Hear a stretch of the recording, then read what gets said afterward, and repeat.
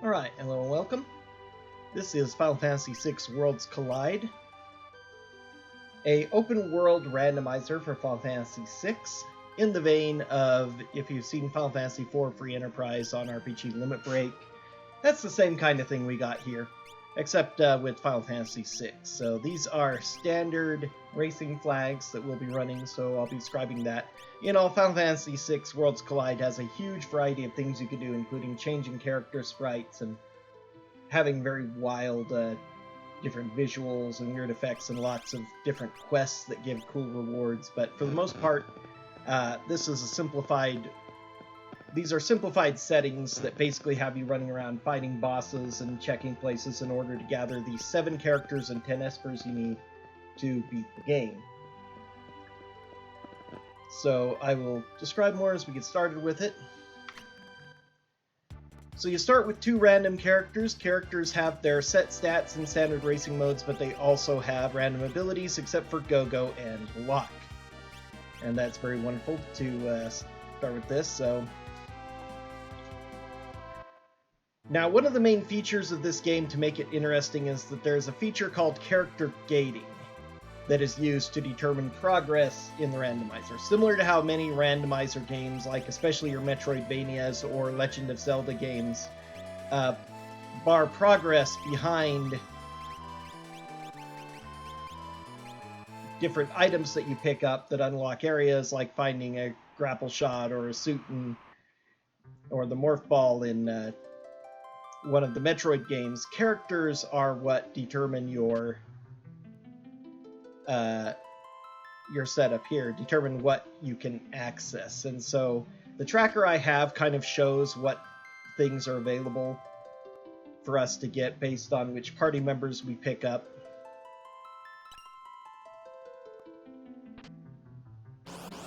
And I totally forgot to save before doing this because it's probably going to be awful. And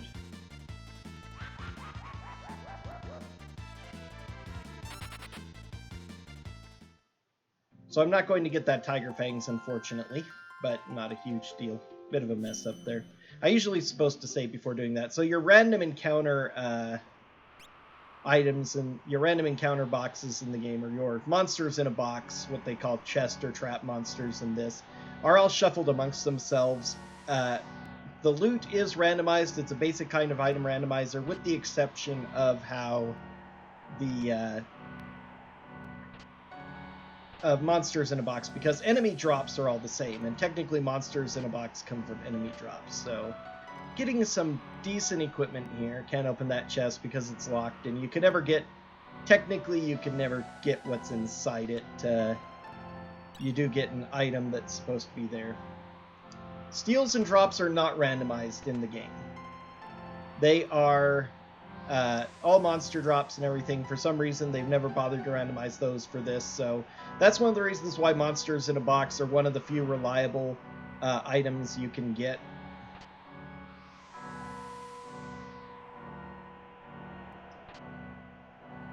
Fixed dice is a good endgame weapon.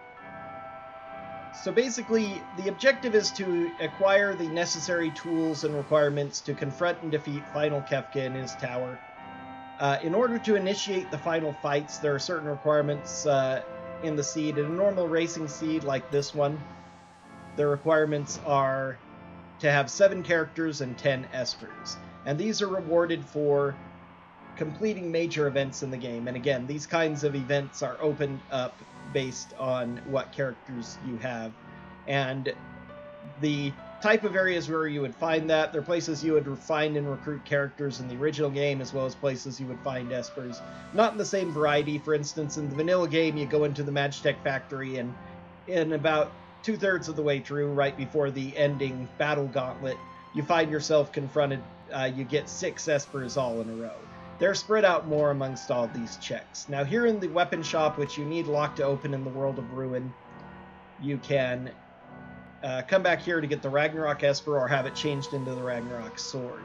Here it's 2 random different rewards. Genji Helmet is really bad compared to a Esper. Esper values are randomized, what spells they give. Life and Fire 3 times 16 are both very good. No stat growth, unfortunately. Stat growths are also randomized. This is all just basic kind of stuff. The character's abilities are randomized, but not their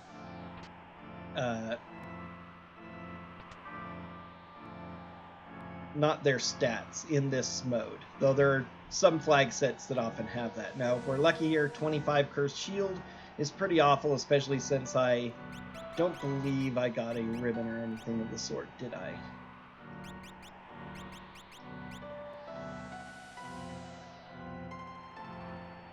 So the Cursed Shield, if you fight, normally it's 256 battles. They reduced it to a random number between 1 and 32 for your standard flag sets. You could reduce it to even less or more if you wanted to with other flag set settings.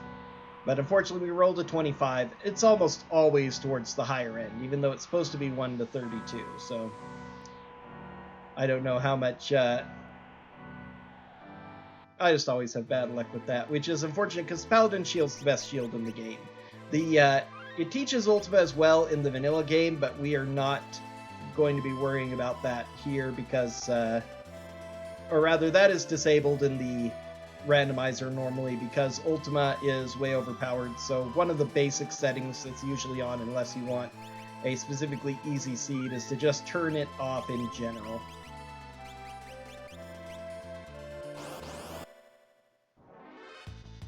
So we'll never get access to Ultima either from any Espers or from getting the Paladin Shield. But even so, the Paladin Shield has the highest defense of any shield in the game, extremely high evasion and magic evasion, and it absorbs 4 elements and makes you immune to the other 4. So it's ridiculously overpowered. And in some instances might be worth equipping anyway, just to learn it, because it is such an incredibly outrageous shield. 25 battles is quite a lot, but since we got it at the beginning of the game, there's a chance we'll be able to make use of that.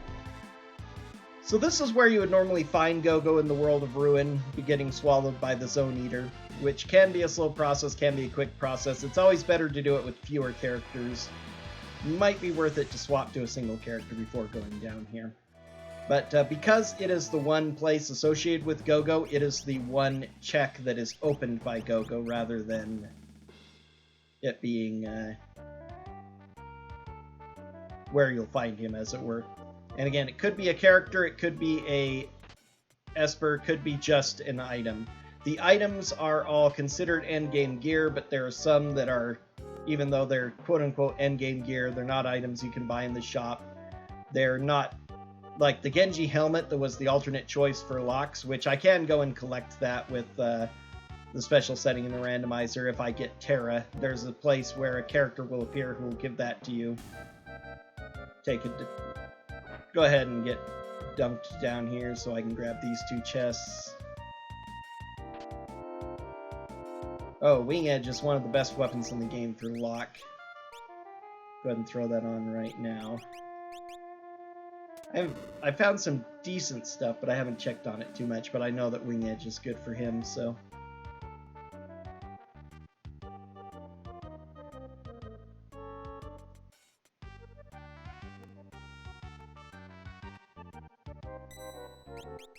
In the vanilla game, of course, this cave is full of really good endgame equipment. Unfortunately, with it randomized, it's one of the most painful places to loot because it's just an annoying place to go through, and it's not guaranteed to have the awesome endgame equipment like Thunder Shields and Hero Rings and Red Jackets that it would have in the vanilla game. It's an instant game over to get hit by this if you've never visited this in vanilla Final Fantasy VI or never played vanilla Final Fantasy VI. Which is why I safety save, because usually I can get through here no problem, but I have died before, and anytime you can potentially die is whenever you're running a randomizer situation like this or anything. It's better to have a safety save, especially when they're pretty fast. Alright, final chest, and then we'll see what check we get here. Now, the game has a... the randomizer normally uses a difficulty curve, another Magicite. Uh-oh. I forgot to get a warp stone before I came in here, didn't I? That means I'll have to take the long way out. That's rather unfortunate. Another Fire 3, Fire Cure.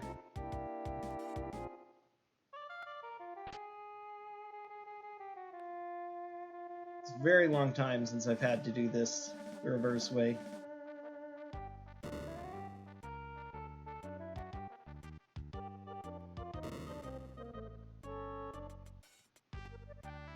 This is one of the best places in the game to have a warp stone, so you can just warp out.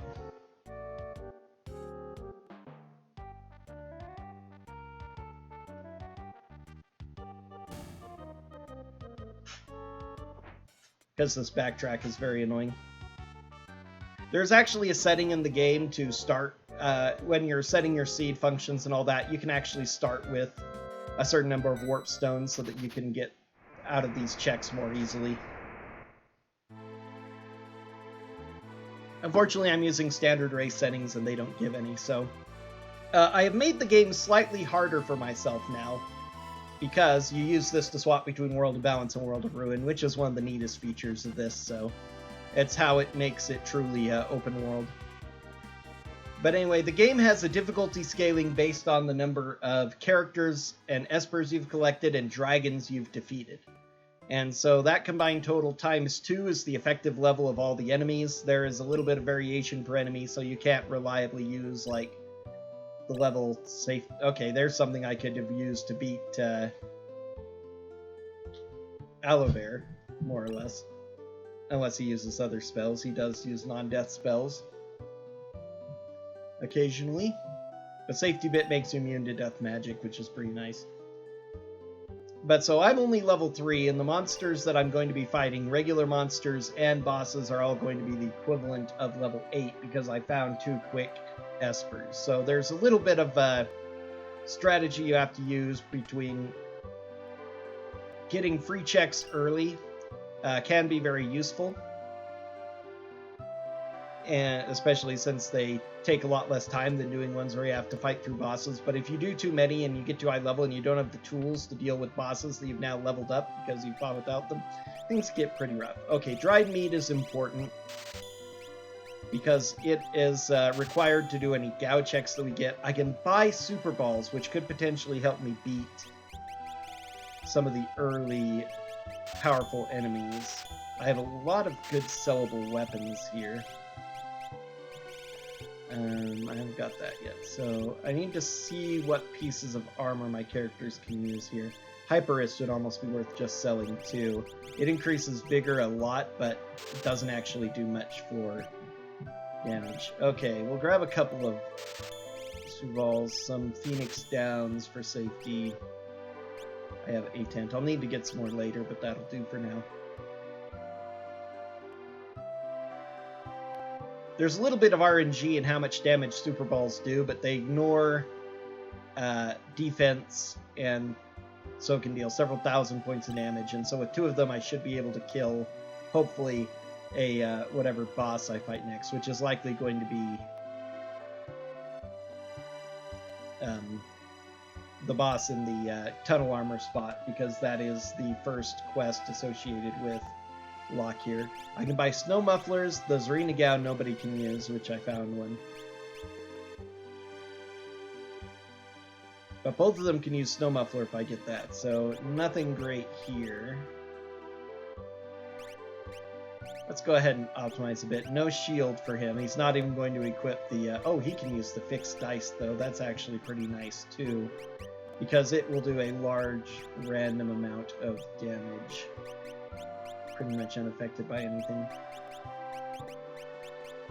Got some decent stuff that I can try to fight bosses with. Although it's not going to be really great, but we'll see. South Figaro is a good place that we like to go to at the start because there are a lot of hidden items everywhere, and so as we've already collected a decent amount of stuff, we've got some pretty good relics.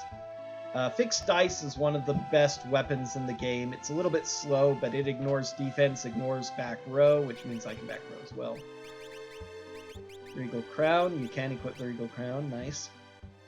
It ignores your stats and determines its damage only by your level multiplied by a factor based on the number rolled on the dice, with bonuses coming if you roll doubles and especially if you roll triples, as long as you're rolling higher than a 1 or all 1s or all 2s.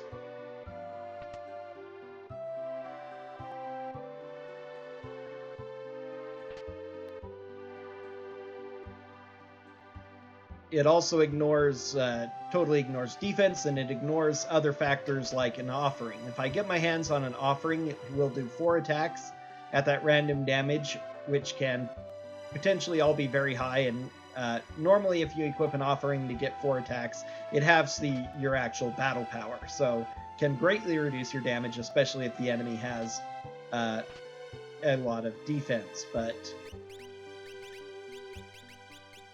whoops.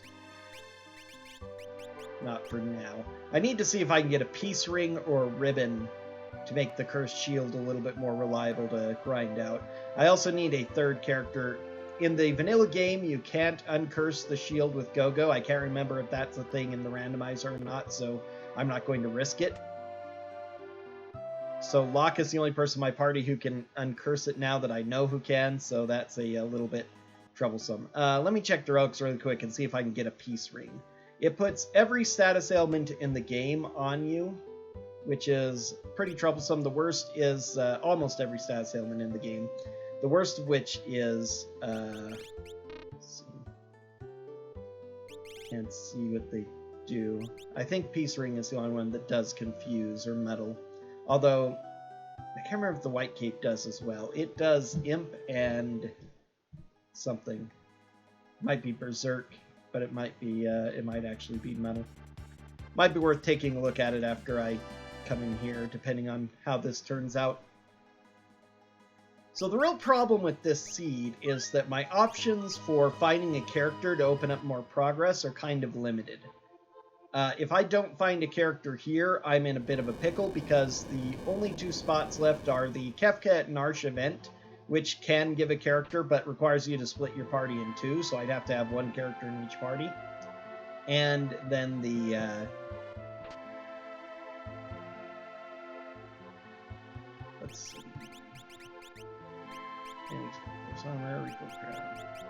Yeah, I didn't find much else today. That Serena Gamble, you can't equip it, so...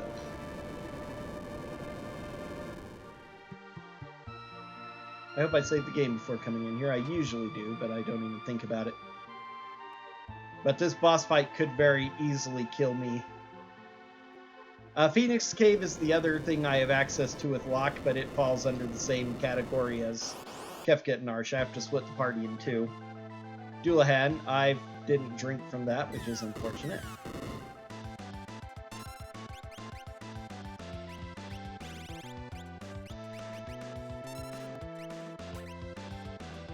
Oh yeah, he can mimic, so I can do that twice.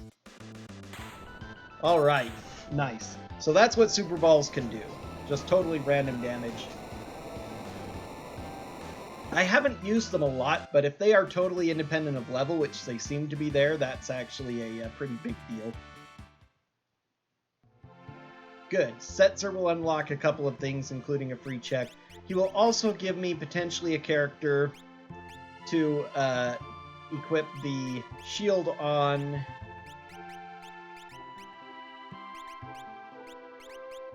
We're going to totally empty him except for the cursed shield, and... Let's see if we can grind out some battles right here. Let's see. How much money do I have?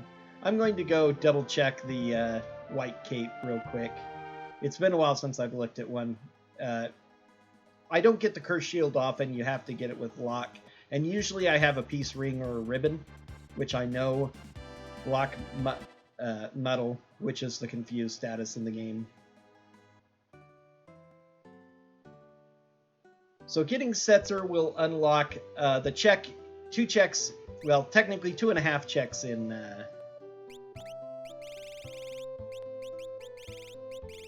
Air Anchor isn't that great, so protects against Imp and Mute. Okay, yeah, I can look at it there. So Yeah, only mute, not... Running shoes are great. Relic ring makes body cold, which basically turns you into undead, but... So nothing here. I'm going to go around really quick and look for a...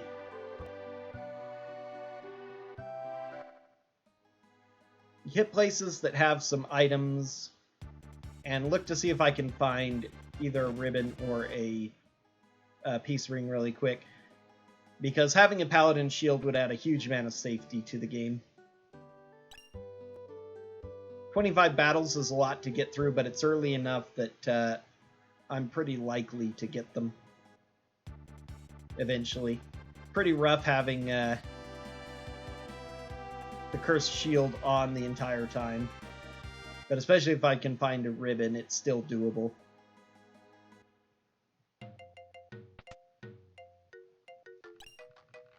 Another wing edge. Anybody else able to use that? Just lock. Okay, too bad. Let's see. I'm just gonna give him fight. Okay, I can give him magic and item now. Because Locke has magic as well, so...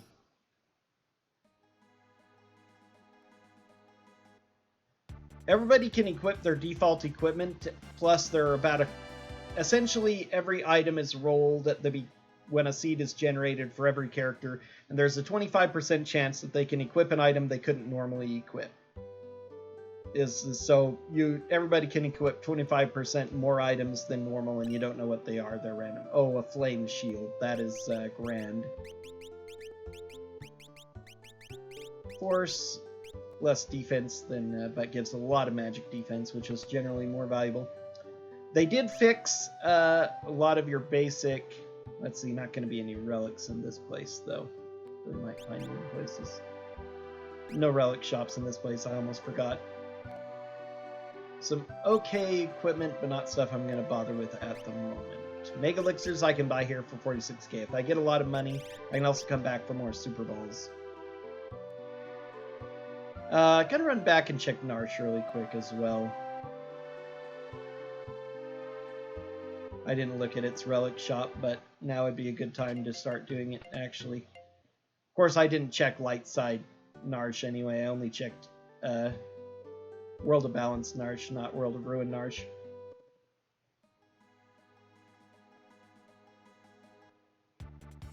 Some of the items in Narsh will actually... you can loot them in both the World of Balance and World of Ruin side. Similar to the cave we went through with Locke earlier. That cave from Figaro to South Figaro, there are actually two locations. Okay, nothing really here. There are two locations in the game that you can visit in both the World of Ruin and World of Balance that have their equipment upgraded a couple of times during the vanilla game, interestingly. And so in the randomizer, those are treated as just having two separate item draw locations. But in the vanilla game, if you loot all those chests early on, you don't get anything later in the game. But if you wait until later, they will generally upgrade into more valuable equipment, essentially, if you wait to loot them. I can buy hero rings here. That's pretty amazing. Hero ring, one of the best relics in the game. It just base increases your physical and magic damage by 25%. For some reason, the magic damage stacks with earrings or a second hero ring. The physical does not. Could have checked for an item too, but...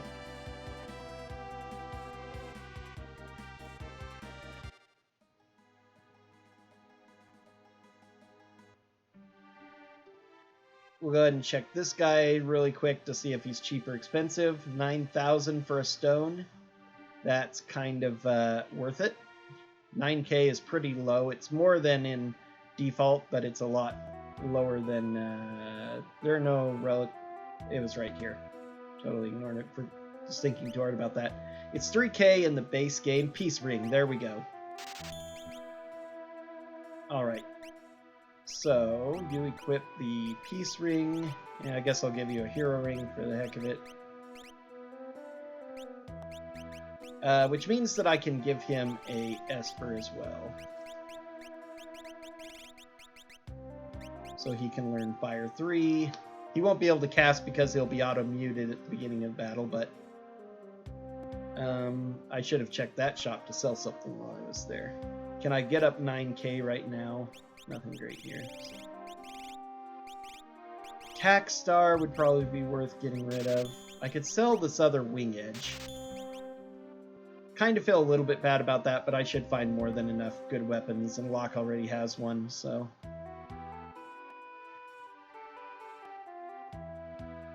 One of the things I'm bad at this game is I'm generally Magicite Phantom. Would that be better than Pallador? Speed +1, Cure 2. Nice to have Cure 2 already. Muddle Imp, Slow 2. That would only give me Fire and regular Cure. He can cast out of battle, though. I could actually, once I teach him Cure 2, which maybe I'll do that first, now that I think about it. Because then he can use that out of battle to...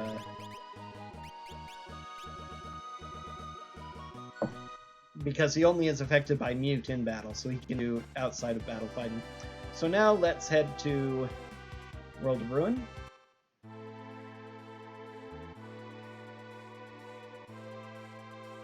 Gonna safety save.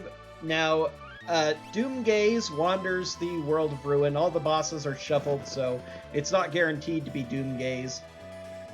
Normally you'd have to wander around and you might fight him and you might not, but if you get Setzer, it gives you an option to search the skies for him, as we see here. Oh, he's... darn it.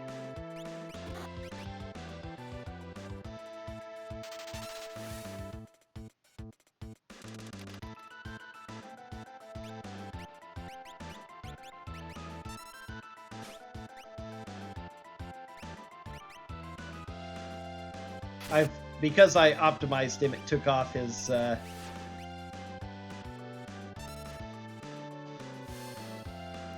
cursed shield, so...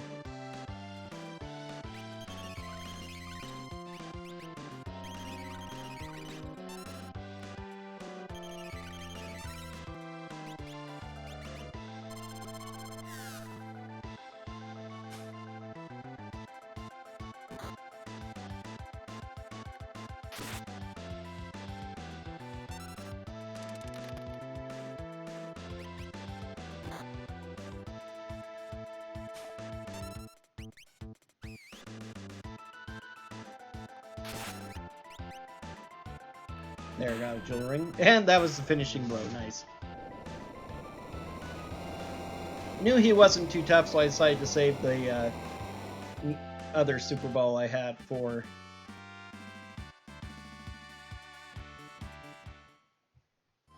next time something big comes. Okay, so there's a fourth Esper. Keating.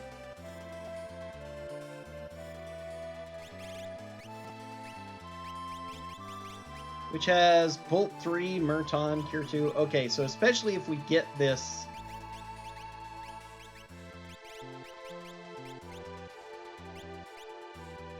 Paladin Shield, we will have access to a lot of...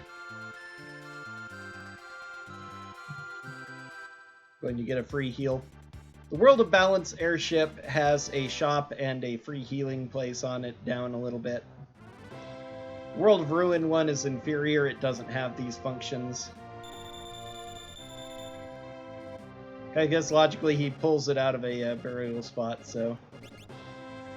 yeah, not really going to need potions, so... good there. Having Fire 3 is really, really powerful, but we have to have the mana for it. Right now our mana is pretty low since we're low level.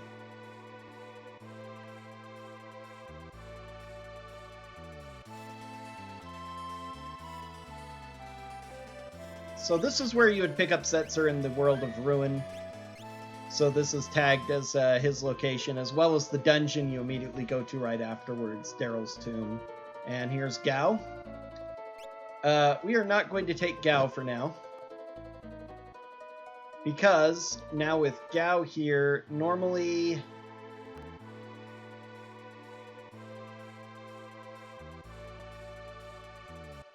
it's really good to chain this into that, but since I just got Gao and I have dried meat already, you need 3 characters in order to trigger Gao's check here in the World of Balance.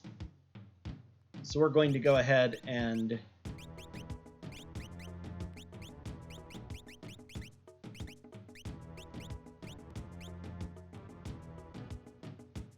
do Gao's check really fast, like finding him in the vanilla game when he's leapt onto the Veld.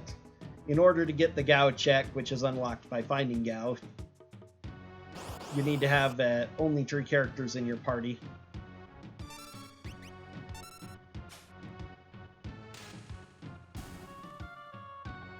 And Shadow, nice.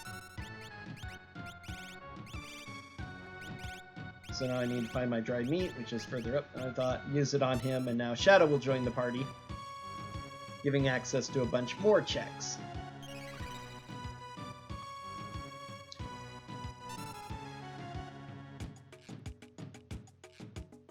Alright, what is Shadow's status? Runic, which is pretty awful, but his stats are pretty good. I don't have much that he can use, but he can use the Nutkin suit, which is nice. So I wasn't able to really check what Gao has, but that's okay. I remember jumping in there will...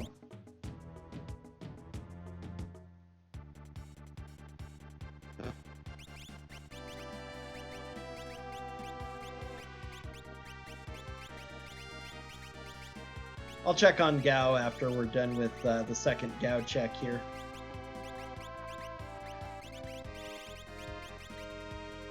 Go ahead and give him Bismarck. Or actually... well, if you go to Q. Phantom doesn't have as good as stuff anyway. Main thing is Cure 2. But that's faster and gives other stuff as well, like Bolt 3.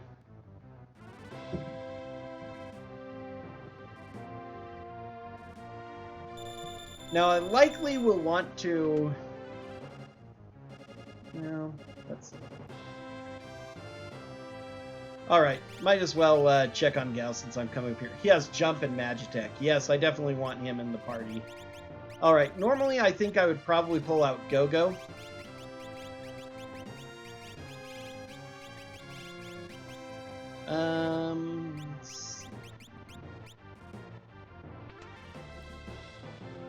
Because although Go-Go has the ability to use a lot of powerful things, the fact that I have 1 Super Ball left and I can turn it into 2 with Go-Go using Mimic means that I'd rather kind of have him in the party. So let's see.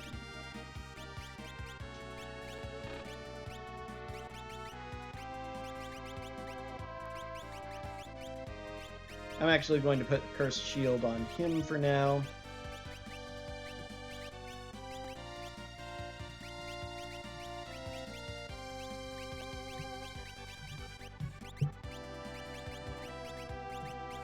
Just happen to have something on. Okay, he doesn't have a whole lot, but he does... Magitech is incredibly powerful. As you may know if you remember, it gives you access to the full set of Magitech commands as a base person that Terra has, so it's a really neat thing to have on. So what I give him almost doesn't matter. Even that for speed +1.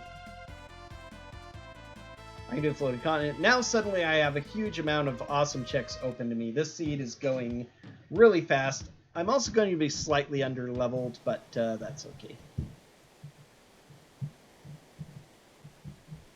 We're at high enough level, and I have a Super Ball as backup to help out. We've got enough tools that I think I should be able to kill some bosses and get leveled up. It would be especially good to go ahead and hit the Floating Continent because there are a lot of battles associated with that, so that will force a lot of encounters towards getting this Cursed Shield unlocked. So this is the second check unlocked by Gao, and it's right on the belt, so it's usually good to power them into each other. Kind of unfortunate to find these guys here. I do have a Revivify.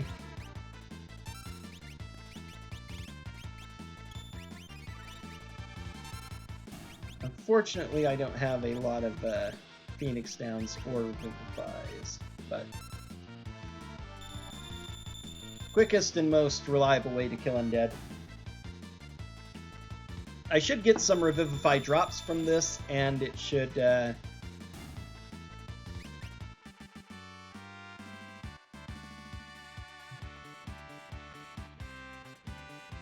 Yep, 3 Revivify drops, which is good. A lot of magic points and experience for that.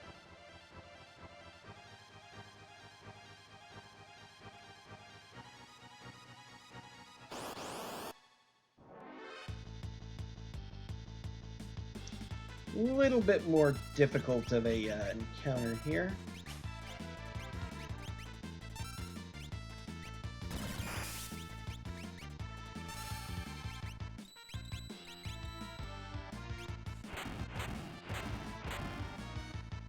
Alright, that's unfortunate. They have that attached to them all, so...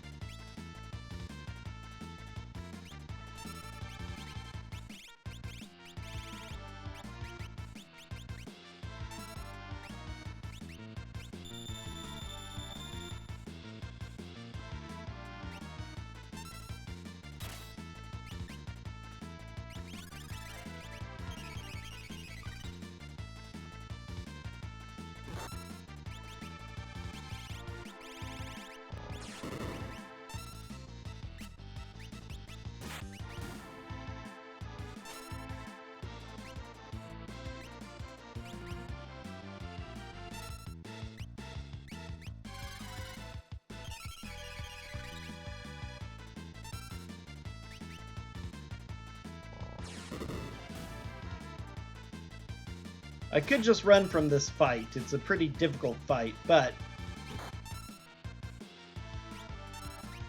it also should be worth a lot of experience. I didn't help matters by trying to use Fire 3, and these enemies all have Reflect, which I've forgotten since I don't fight them in vanilla all that much.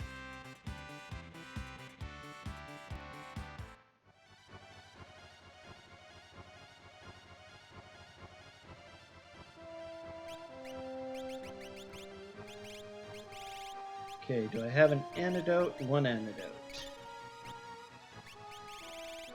I have 2 elixirs, 4 ethers. It's good to use on him. Might be good to use on him too.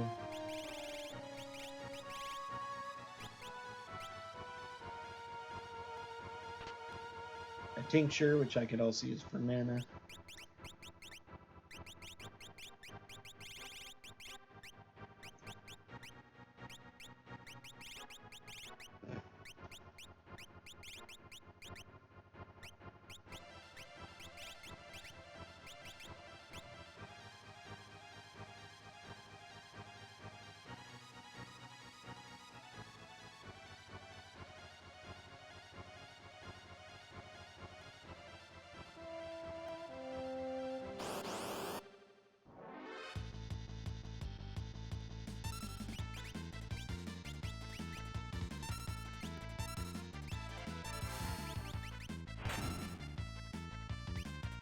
Could also have him mimic Tech Missile, actually.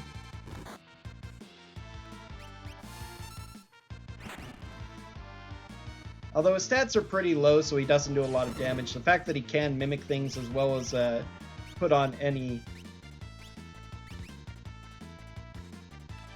equipment that you might have, or put on any abilities that you might have, with the exception of things like Magitech, makes him pretty useful. You can put Blitz on him, Sword Tech on him, provided you've got the characters that have that.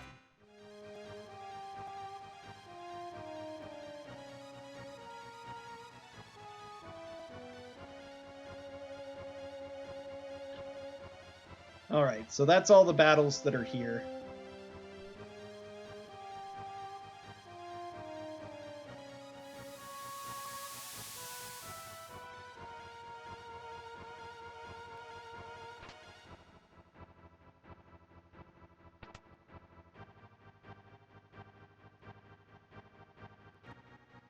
Atlas Armlet is the physical component of a hero ring. It improves fight damage by 25%, but unlike earrings, fight damage doesn't stack. Whether you have two Atlas Armlets, an Atlas Armlet, and a hero ring, it doesn't matter. You only get 25% boost, not 50.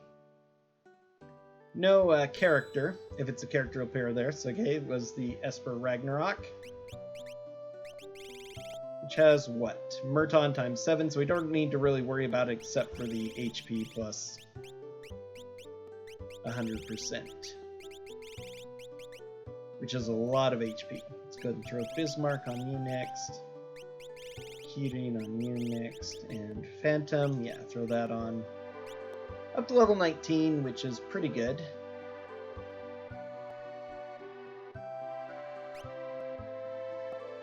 Crystal Shield, Tower Rope. There's a lot of decent stuff that we can buy, but we don't really have the money for it yet.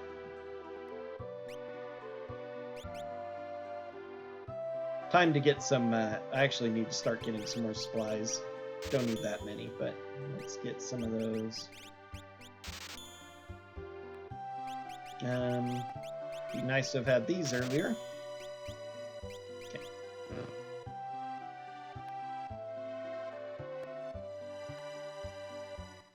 So many choices of where to go.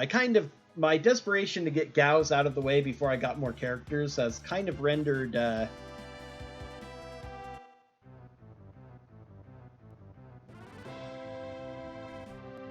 isolated Setzer's second check. Not that it's a huge deal. There's just a lot of times it's convenient to go immediately from Kullingen to Daryl's tomb, but I got pulled away by these, and I'm not really sad, because now I have a lot of stuff active. I'd like to do Floating Continent, but before we do that, we're going to go ahead and do the free check just over here at Gao's dad's house. This is where you would first be able to recruit Shadow. It's not necessary, but it's the first chance you have to recruit him in the vanilla game. So there's a check here opened by Shadow.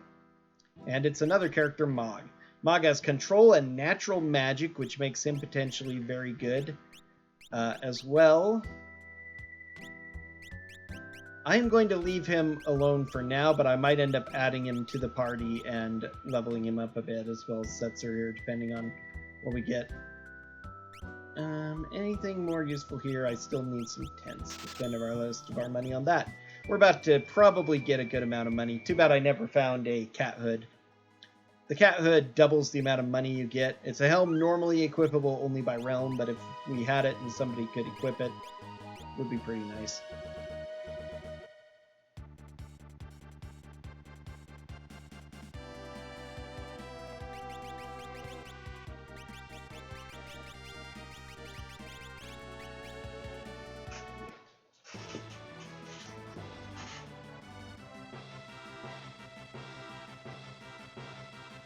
I probably should have gone somewhere to find another boss to use the Super Bowl on first. I'm kind of being a bit silly, stubborn, and not wanting to change out Go-Go until I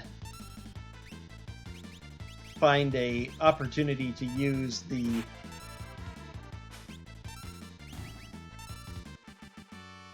Super Bowl that I've got. A powerful boss where it's valuable because I want to get that 2-for-1 value from it. A little bit silly of me, but it's a rare situation I'm in, and so sometimes I make those kinds of weird snap decisions. So you have about 5 random battles here.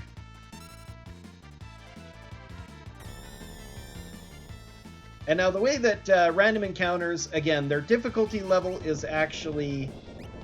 fire only heals them, unfortunately. Okay, they are dying. That was just a death.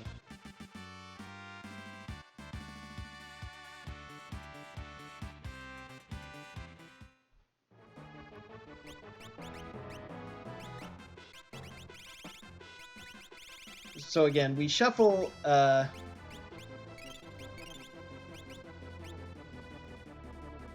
based on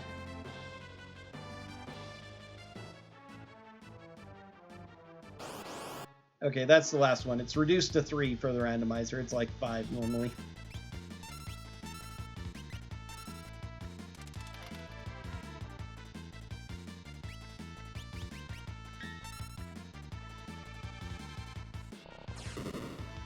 So monsters that are weak generally will still be, from the early game, will generally still be weaker and worth less. And ones from later game will be more difficult, but there is a balance so that generally things aren't too bad. Still learning Cure at ×3 as well. Okay, we'll go back to Palador for you. Still learning Bismarck, okay, and Keating. Still learning Bolt 3. Alright, we're fine then. But monster encounters are randomly shuffled, and the way most of the early Final Fantasies work, which is how it's affected in the randomizer, is you don't encounter individual. This is a good time to use a Super Ball and mimic it.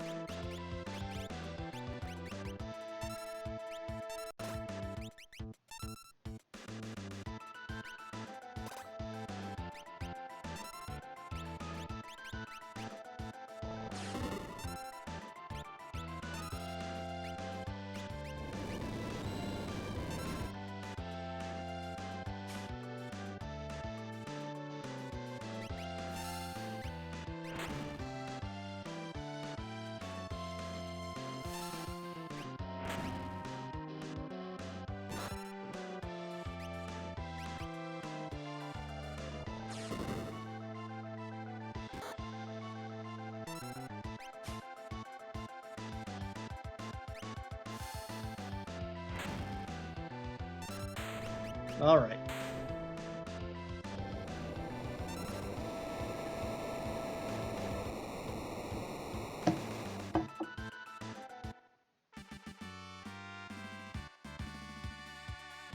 Now we're going to be fully healed after this fight before the next boss fight. So the floating continent is enabled by getting Shadow because he's the one most associated with it in the minds of the people who designed this, which is fine. It gives a total, there are 4 boss fights and a number of basic fights to do, so it's not generally a preferred location to a lot of runners, but it does give 3 rewards if you go through the whole thing.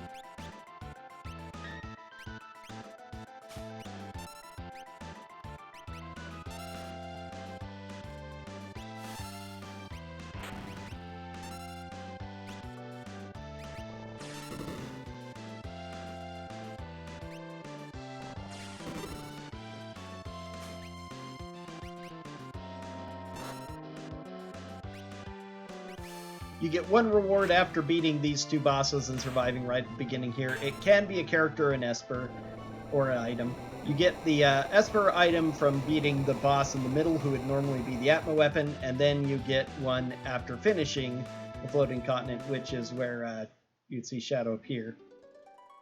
And here is Silas sitting in the spot where you could possibly recruit Shadow and things. So let's see what Silas has got going for her. Throw and magic. Okay. So now I have a character to replace. So now I can go buy a lot of throwing items and the Tack Star to do a lot of damage with. So unfortunately, Gogo's equipment I can't put on her, but maybe, he didn't have a Esper in any case, so that's not all bad there.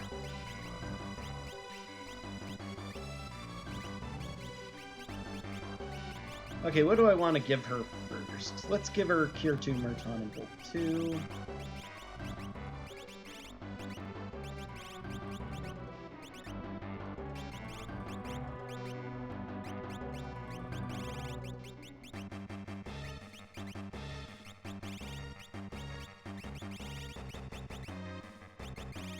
Just Ant Dot is not worth getting, so we'll give him that for 100% hit points, so he'll get a lot of hit points. Alright. What can she use? That? Okay.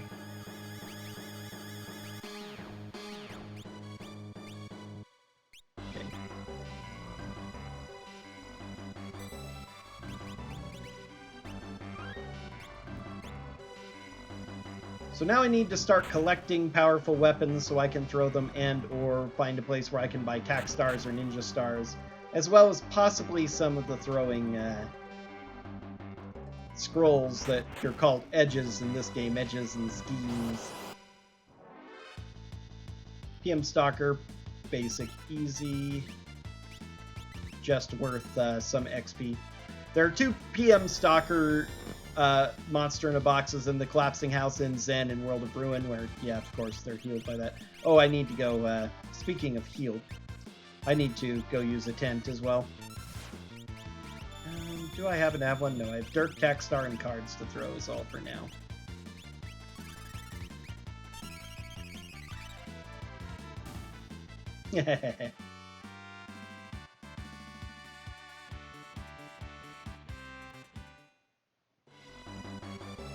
They don't give any drop reward, but they are worth some experience and money.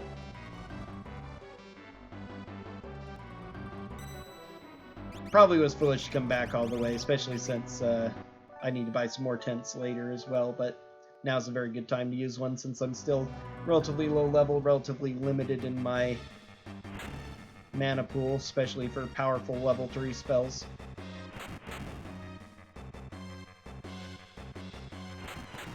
Since we have Moogle Charms on, so because Moogle Charms exist as an item that can prevent all random encounters, in a similar vein to many of these RPG randomizers, having fights happen all the time just makes them annoying, and so there's often a way to turn off encounters. And so for Worlds Collide, since Final Fantasy VI has the Moogle Charm that does that automatically if you equip it, normally you can only equip it on Mog, but they start you with 3 in default settings, and so that you can equip it on your 3 separate parties, and everybody can use it. So you can take it off if you ever want to farm encounters, and if you would rather, and then most of the rest of the time, when you aren't wanting to farm encounters, you make sure to have it on so that you won't get any encounters, so you can control when you're fighting and such, which makes the game a lot easier and less of a old RPG problem of getting into fights all the time. If you want to do a setting where that's disabled, there's a couple of different ways you can go about it, of course, which is nice. But pretty much all of our races, all of our seeds a week. I haven't seen a seed myself or played a seed where that does not have that has Moogle Charms disabled. Interestingly, although sprint shoes are also a relic that you can equip to make you run fast, they just put on generic running in the game. Do we have sleep? Is that in the selection? No. Too bad. Okay. Need to remember that I have muddle, which is extremely useful. Okay, he isn't powerful enough to worry about.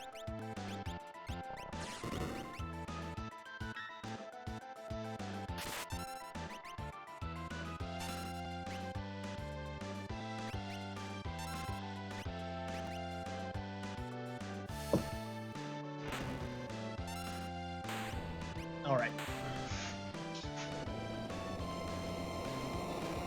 Again, experience and magic points and gold all have multipliers applied to them as well in our standard flag settings, which you can increase to large amounts or decrease. In addition, party XP is not split, and another feature, quote-unquote, of just force armor, huh? Might actually be better for them than that. Yeah, actually, I'd rather have a ninja white dress for the +5 mana. It's pretty nice. How are we doing? We now have Bolt 3. Awesome. Bismarck. Phantom finally learned. Keating is learned. Let's finish off Keating, because you're done with Palador, right? Okay. Palador has some stat growth of HP plus 100% as well, so... Okay.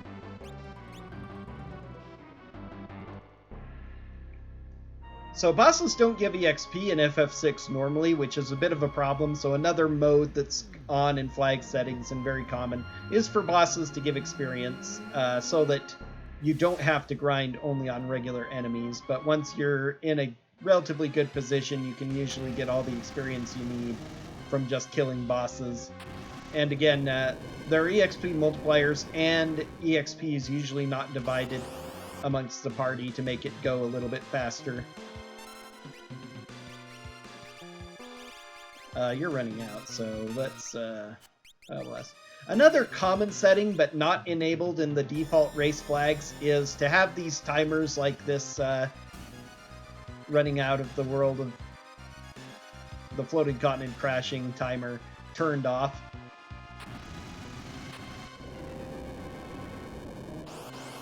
It'd be very nice if they added that to standard flag settings, but at the moment they haven't, so what can you do? Come on, let's do... You have only Bolt 3? That's good enough.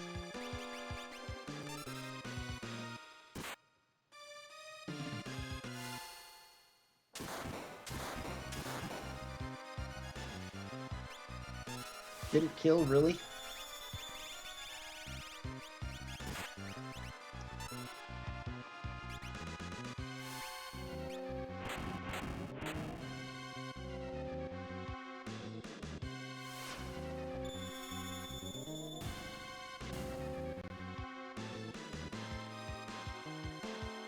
Much higher level enemies than I thought those were. That's good. Got a good amount of money from all those required fights. That's it for the required fights here.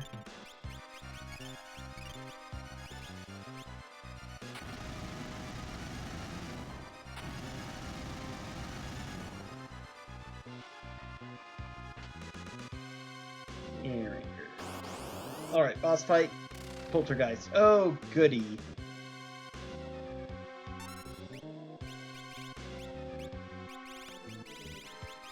He's vulnerable to stop. Unfortunately, we don't have stop, so...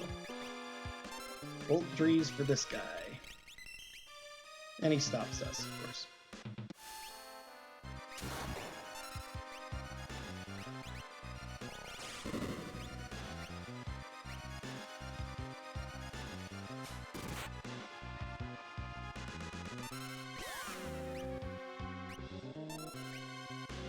I actually have safety bit on, so he can't kill me with that.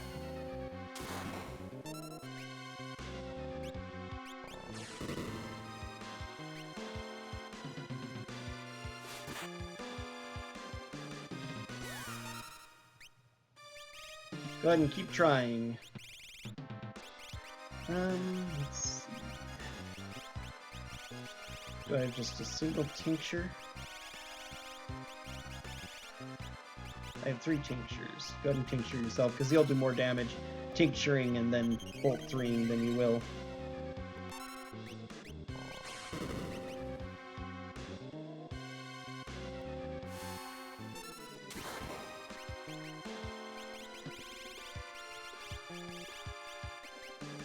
And this is one of the reasons why we greatly prefer to... Okay, we made it through. And now we'll get Noir Lance, which is awesome. Hopefully one of us can use it. If Gao can use it, that would actually be incredibly awesome since he has default jump. We find him a Dragon Horn, which might have been what they were selling in, I think it was Dragon Boots, but it might have been a Dragon Horn. Nope, too bad. Very unfortunate. Then we could do double and quadruple jumps. Almost everybody else, though, who is not in the party, but Shadow can, so that's nice for Shadow. And what do we get as a reward here?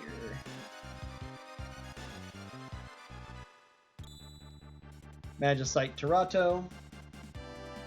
I'm going to go ahead and finish up Setzer's check next. It's pretty quick and easy. Get him done with. First, though, I need a heal. Relatively quick heal is to come here and go into the beginner house.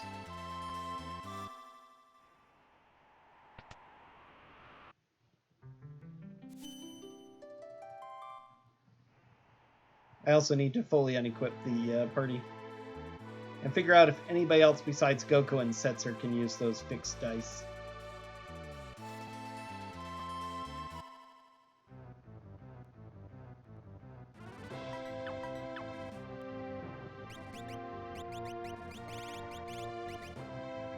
Sealess and Shadow can as well. Excellent. So eventually I can use Sealess to do that if I need to, or Shadow if I feel like it. Like if I get enough good throw items for Sealess to... I'm going to go shopping in here again really quick. See if I can get some items to throw and or items to keep myself alive. I need a couple more tents. Good enough. I'm fine otherwise. Oh, I can buy fire rods, which would definitely be worth getting a bunch. The damage that fire rods do is pretty nice. Unfortunately, no shuriken.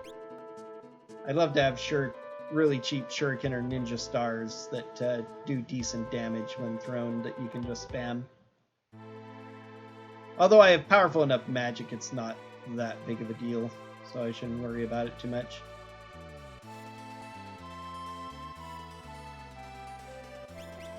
Anything else that... Force shield, I guess. Leather hat still. Yeah, nothing really great. I'm actually pretty close to being finished with this. I just need 4 more espers.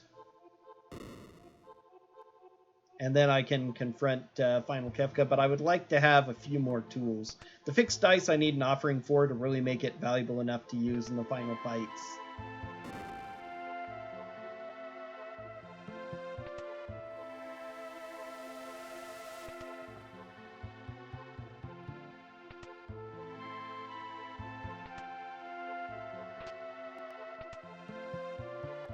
I have some decent level 3 magic and magitech, but while these are definitely enough to get me through many of the earlier fights, they're not going to make for an easy Kefka final fight.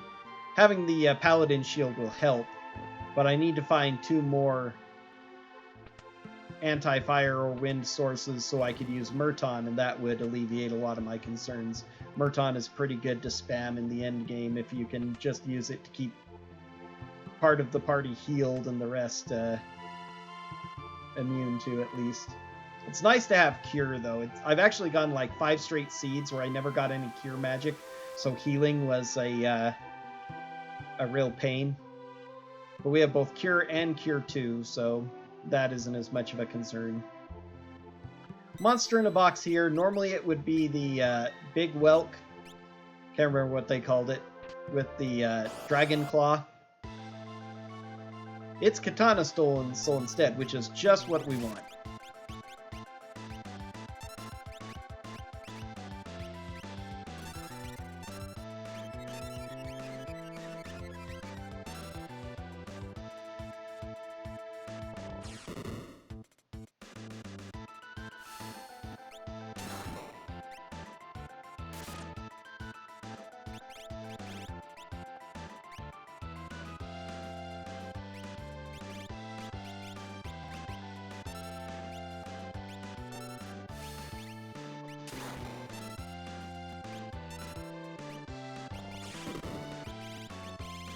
Okay, she doesn't have metal, unfortunately. She was doing less damage, so I wanted her to use it, but...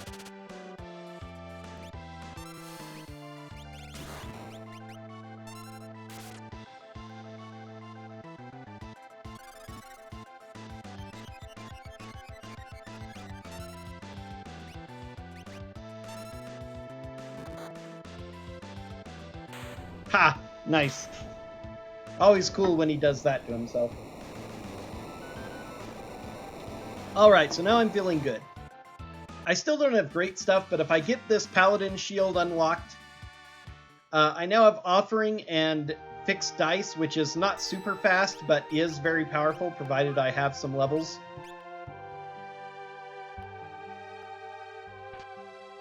And another Fixed Dice. If I find another Offering, I could do double.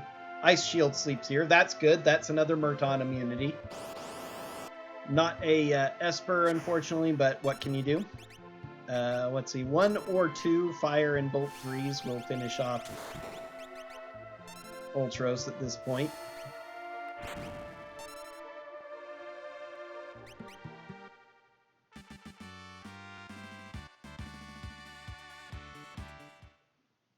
Okay, we'll go ahead and do Magitech Factory next for the 3 potential drops that are there.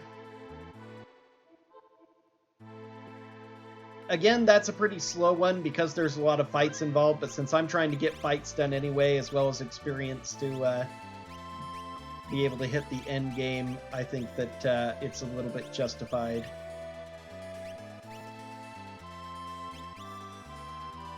I guess I don't have much, so I could go ahead and do that now. Go ahead and just give her the fixed dice offering and let her go to town. Might swap it over to, let's see, what are we looking at here? No. Oh, I need to check skills as well, make sure, although we're pretty much done. What did Torado give? Fire ×3, okay. And no bonus.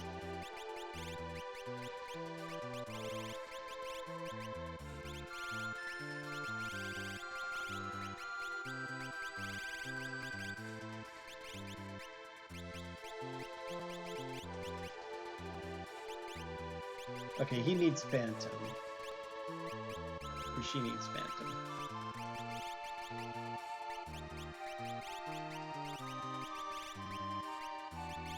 Guess I'll have you learn Antidote while we're waiting. I need one more that'll give a stat bonus, and then I won't feel quite as bad. Okay, so we're going to switch this around.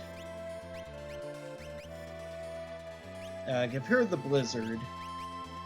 Oh, well, he has the Aura Lance and no one else can use it, which is sad, but oh well. He still doesn't have as much with that, so we'll give him Cure Ring and Little Charm.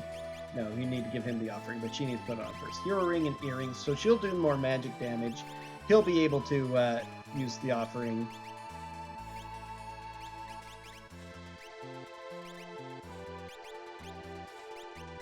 I really wish you could use that. Well, you can do that for some evasion.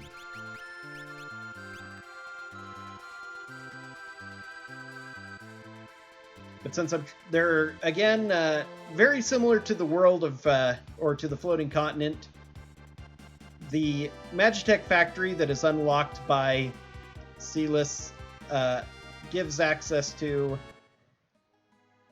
3 checks behind 4 bosses and a bunch of fixed encounters that we can avoid. Which is good news for me right now because it'll give me experience I need and possibly the rest of the fights needed to unlock the Cursed Shield.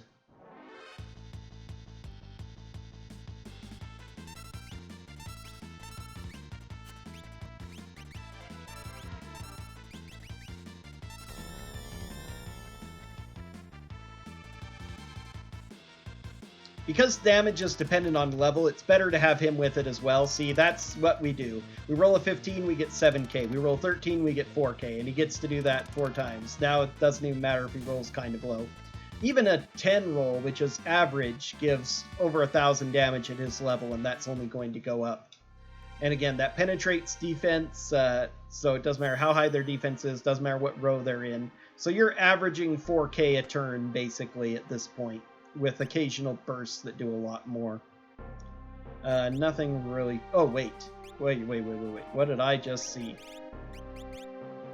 Now she can use Ninja Stars as well and throw those for easy damage. I might have bought too many. Behemoth Suit. Nobody can use it. Oh, one of the best armors in the game. Doesn't give any elemental properties, but it's +6 to all stats and one of the very highest defenses of any of the armors, so very, very good for that reason.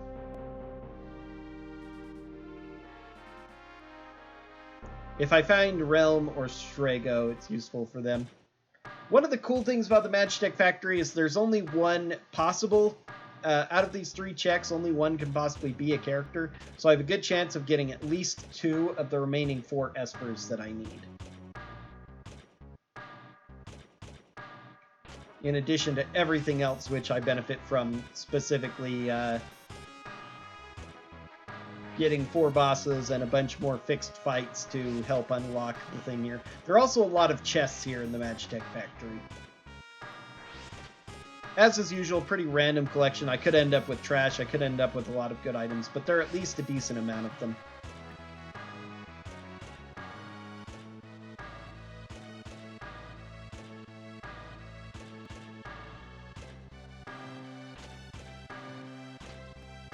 X-Ether and Ether, actually pretty valuable considering how much mana I can use on these fights.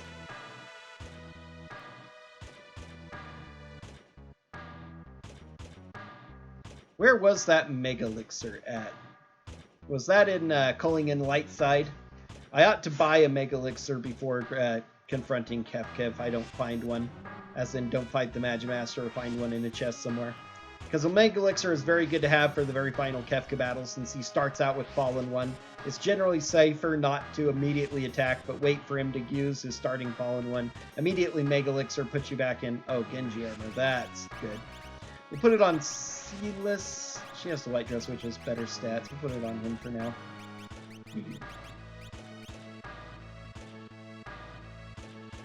As, yeah, I mostly want her magic up anyway. Genji armor, another of the top 5 best armors in the game. Arguably better than the Minerva in some circumstances. I'd rather have a Minerva right now because that would be a 4th guaranteed immunity to elemental fire. So I could use Murton, but I'll take Genji armor. If you already have an elemental shield or a paladin shield, Genji armor has generally better stats.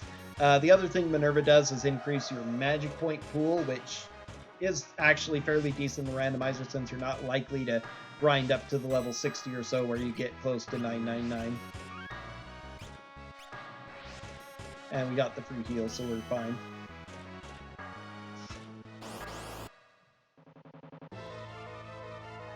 Atma weapon, okay, not super intimidated. Oh, just fight 4 times, that's right. 1500 now.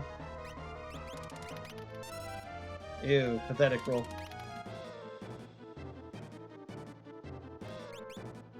Alright, so how much will a Ninja Star throw do?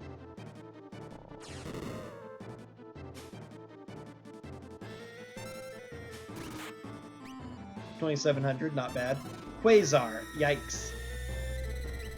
That's a relatively powerful non-elemental attack, but luckily not that much damage.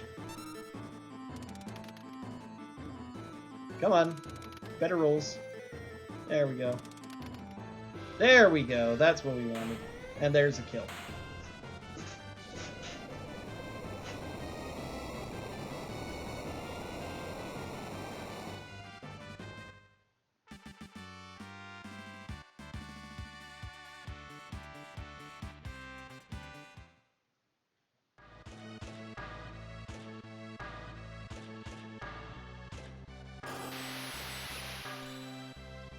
Madwin, excellent. Fire 2 and Life 2 times 10, which is valuable, plus MP plus 50. Alright.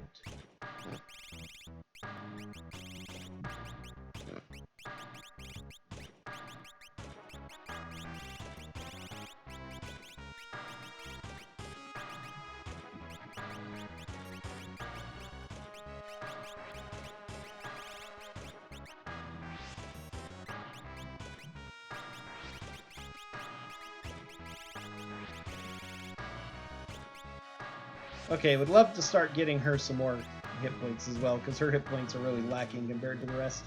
As we have 2 HP plus 100 that they've worn a whole lot, so...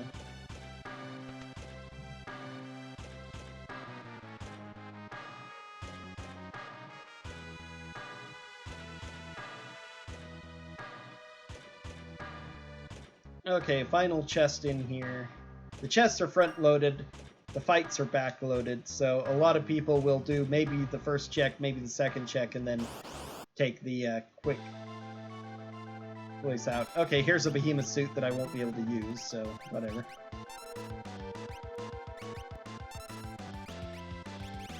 He's weak to Fire 3, so go ahead and pull that. There we go, there's a 6k. Oh my, and another 9k. There's a one-fight wonder. But we have the second senior behemoth, which would normally attack from behind, but with the randomizer, I guess they haven't bothered to figure out how to code that to work properly in other random locations, so they just don't worry about it. Can't say I blame them. So more annoying to be attacked from behind. Other fights that are supposed to be attacks from behind or pinchers or whatever do work properly. But because this one comes in the middle of the battle, it's a bit weird.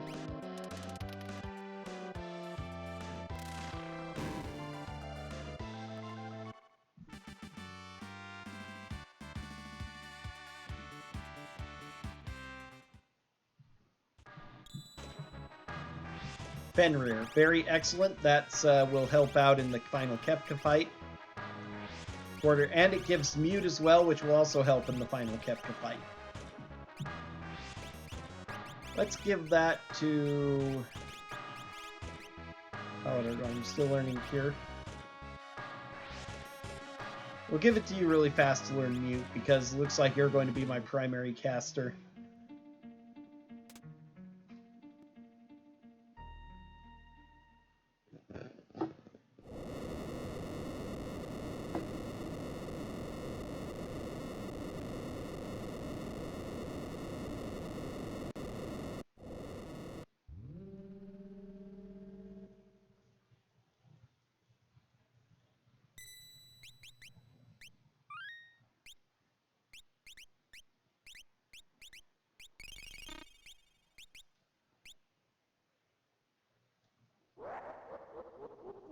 "25 battles is a lot of battles, and as you can see, even though I haven't gone out of my way to farm any, but I have gone out of my way to do checks that have more battles.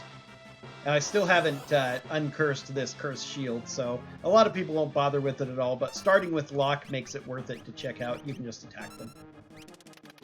Again, fixed dice never miss, although having Offering on also never misses, so very bad rolls, very good. 4 really awful rolls, very, very good.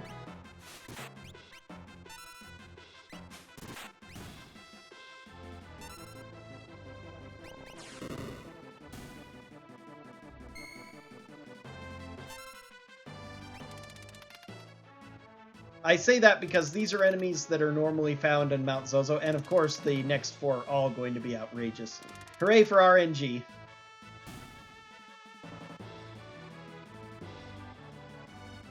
He didn't get higher than 1,000 with his first set of attacks, and then didn't get lower than 2,000 with the next set.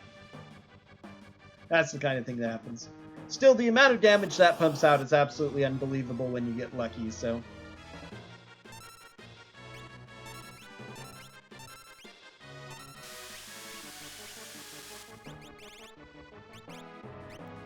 Oh, darn. Okay.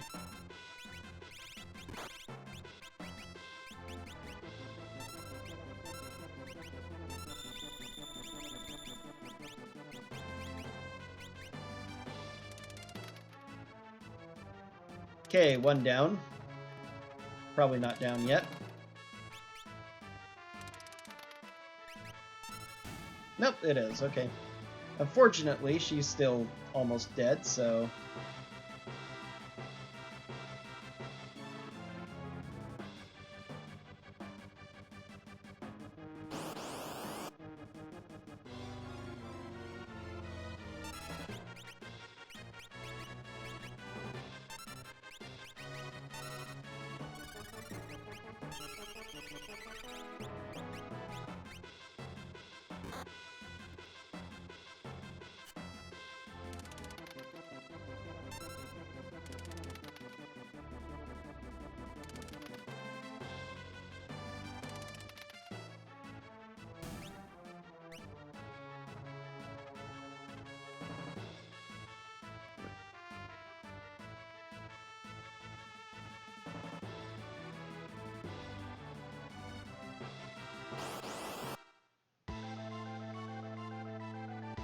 Umaro.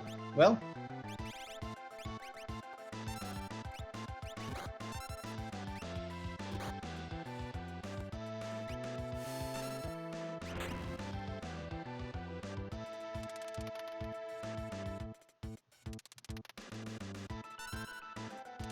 And he's dead.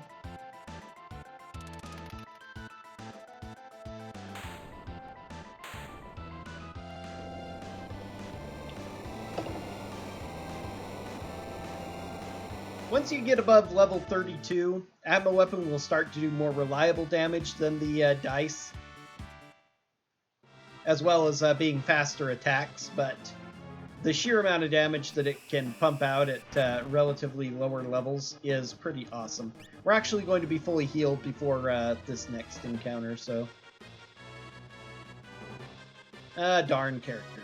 But Cyan gives access to a couple of pretty good, easy fights. He has lore as well, which will make him moderately useful in the final bit. So we need to track down 2 more Espers. See if one fight can send Kefka running, probably, at that start.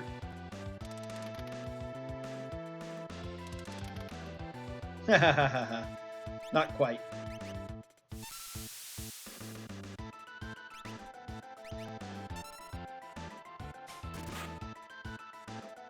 Yeah, I figured he was one good attack away.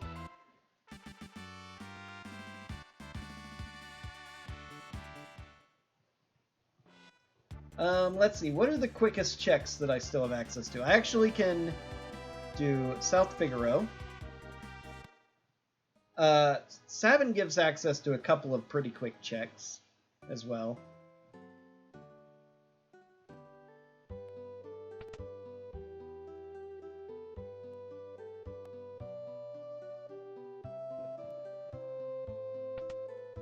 This has actually been one of the most agreeable seeds I've had in quite a while. It looked like a tough start with Gogo and Locke not having access to a lot of things, but getting access to the early Super Balls too. Whoops, wrong place.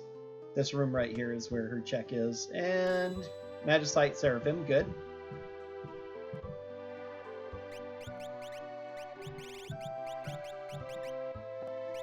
Okay.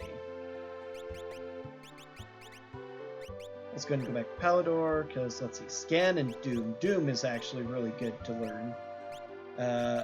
Let's put it on you, so you have something useful to do.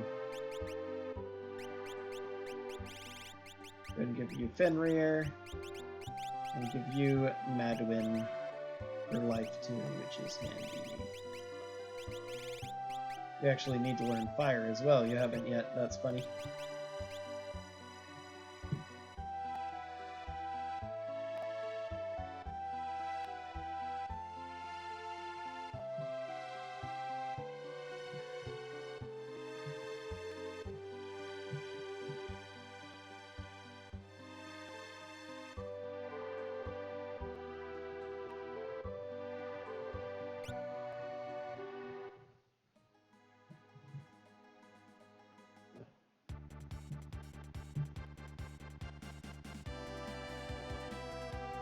I'm going to buy that Mega Elixir real quick. Even if I get another one somewhere else, isn't a waste. Having access to a couple of them in the final fight would make things even easier. Yay, I remembered it.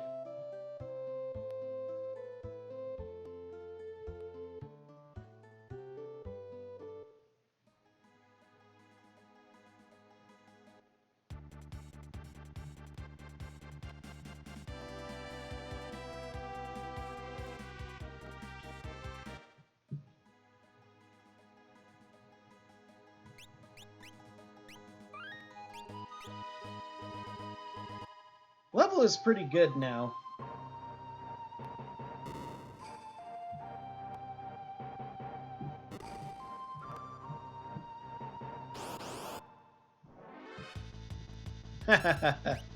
Is this even randomized?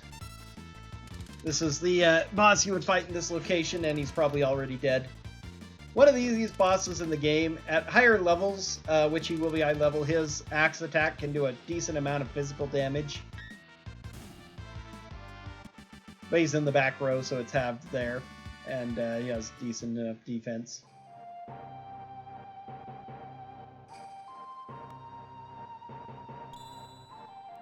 Crusader. Okay, we've unlocked Final Kefka. Unfortunately, we haven't unlocked the Cursed Shield yet, so less than 25 battles to do all of these checks, including 2 that have a number of set battles in... So, the one thing I need to grind out is a couple more... Oh, and an Aegis Shield, that's nice. I sadly did not find another... Okay, let's go ahead and take the rest, it's free. There's a couple places I can fast grind safely just by forcing encounters. Which I'd like to do just to get it done, because it's only a couple away by this point. There should be only 2 or 3 more battles at most.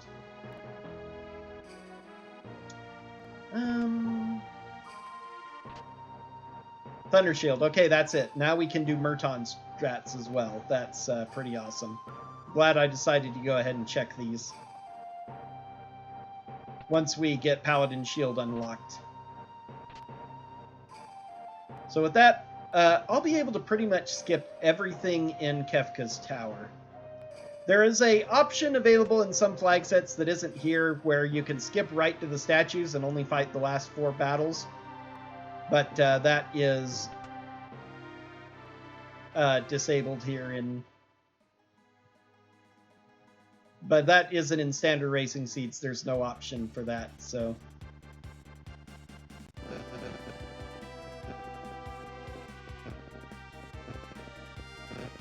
Even if you lose, this is a good place to grind if you're really desperate to try and get some experience safely without losing time to resets and stuff, because these enemies... Oh, we can't even do it without Terra? That's interesting. Okay. I thought that you could at least fight them, but no, they don't even let you in without Terra. Okay, so I guess I'll just have to grind out regular fights.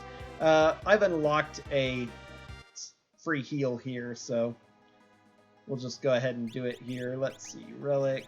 Who's got the Nibble Charm? You do. Let's throw the black belt on for the fun of it.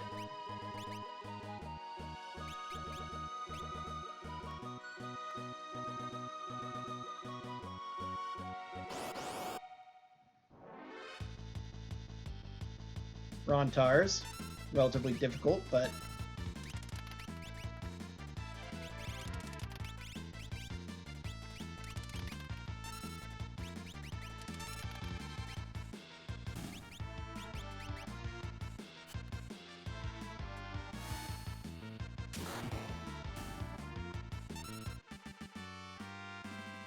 a lot of experience, too. Spelled Curse on Shield. Okay, one more fight was all that was needed. Excellent.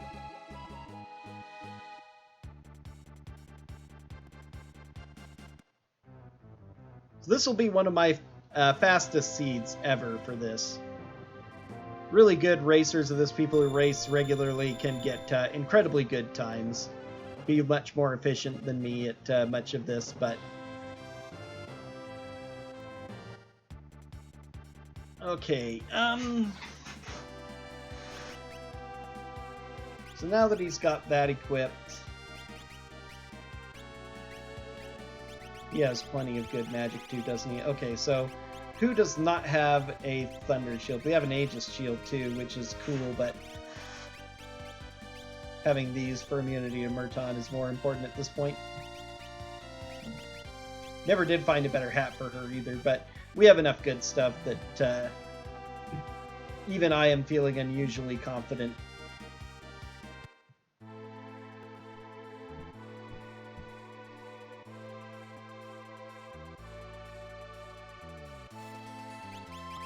But we should be able to do this in sub 2 hours, I think. Skills, Palador. You managed to get up a lot of hit points, which is good. Crusader gives Rasp and Quake, we don't care about. Also gives HP plus 10, which is nothing. Okay, you've learned Doom, which is good. I need to have her learn Doom next. That's right. Yeah, since he's got pretty much everything. He has Mute, so...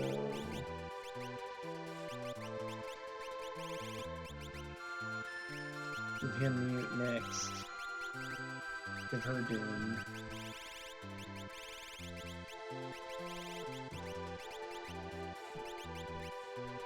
Life 2, yeah, let's do that. Okay, good.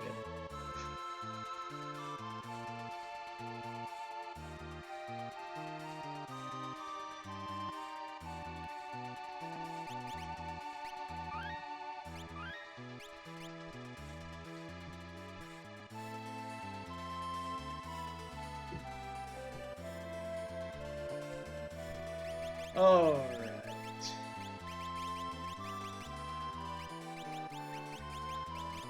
They're going to be doing most of the fighting in Group 3. I'm going to be ignoring pretty much everyone else. You can do that. So, let's...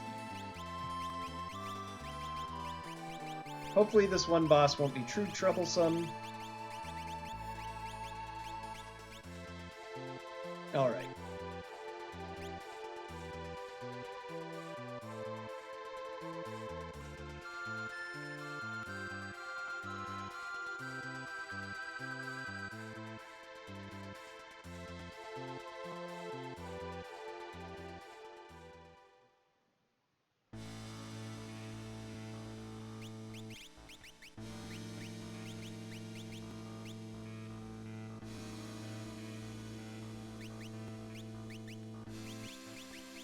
Don't need a peace ring anymore. What do I have that's good?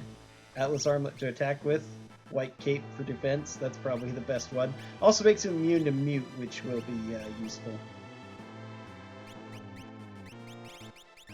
Yeah, he's not going to get any guaranteed MP, so...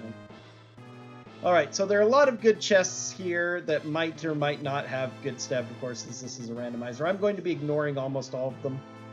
Because I feel pretty confident in my setup. There's also optional boss there. Because it is an optional boss in Kefka's Tower, in order to incentivize people to possibly go after it, it is considered a check. It gives a reward of an item, some sort of powerful endgame item, so it could be something like an Illumina if I wanted to bother going after it. But again, I'm trying to finish this as fast as possible to see if I can get a really, really fast sub 1 hour 50 type seed, which should be really fast for me. Most of my seeds in the last little bit. Also, dragons are optional. Dragons, all 8 dragons also give an item for beating them and are considered a advance the game check.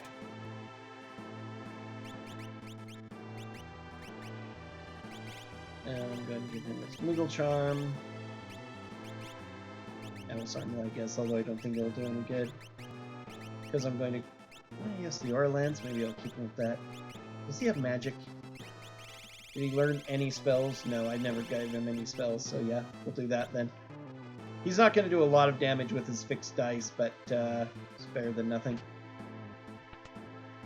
Oops, that's items. I'm not supposed to be going after them. Saving time.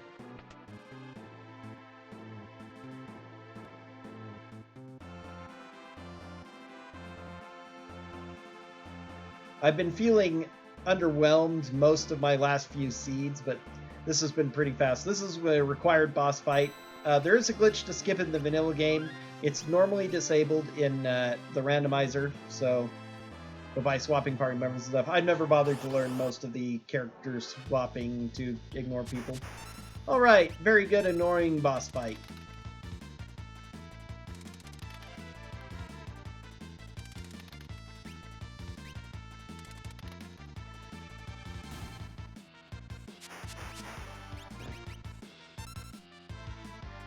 You have to wait a random amount of time before the boss appears, so you just kill the critters as they come up, and then it might seem like a bad idea to be wasting time using big fixed dice, but it isn't a set number of piranha. It's a set amount of time killing piranha until the boss appears, so it eats up time anyway.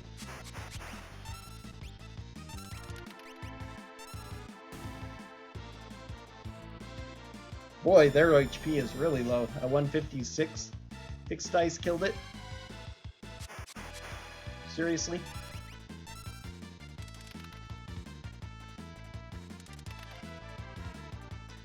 Most of my piranha fights have been extremely long recently as well. Been quite annoying.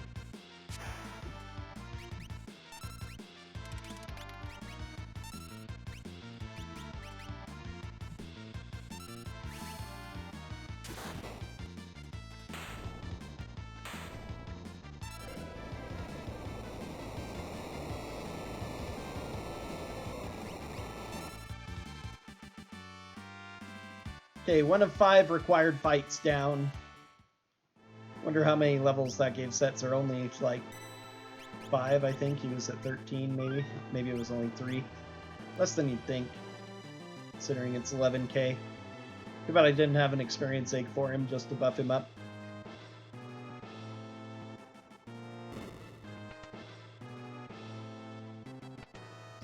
Ignoring the second dragon. Again, in addition to the drops that dragons give that are always awesome, it gives an event to give a random, very powerful item, which can be nice. Some of the flag sets that have you hunting down, having to kill a bunch of dragons in addition can be interesting. Sometimes you can get good stuff from them. While I don't have the best stuff, I have everything I really need, and that's the important part.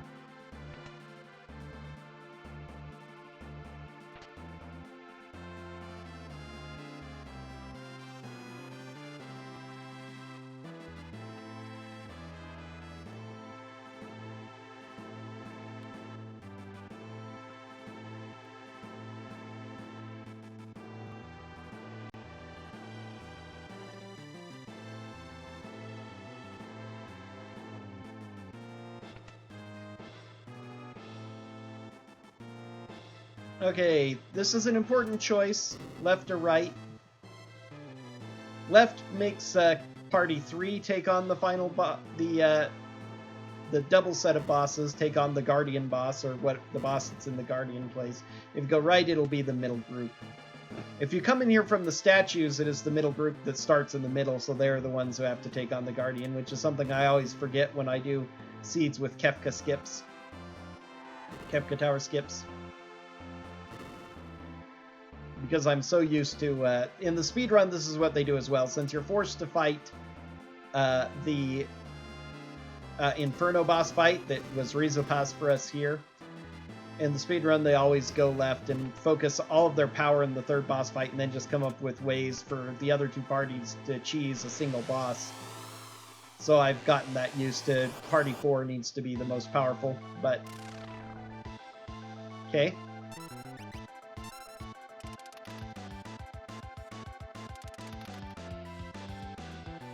Well, this fight's definitely over.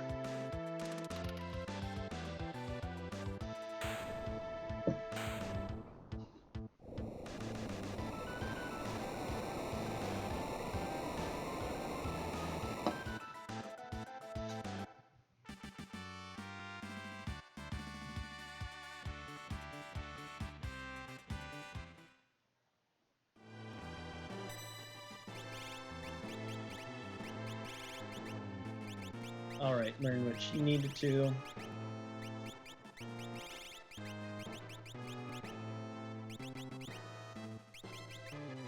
So not everyone's going to have everything, but that's okay.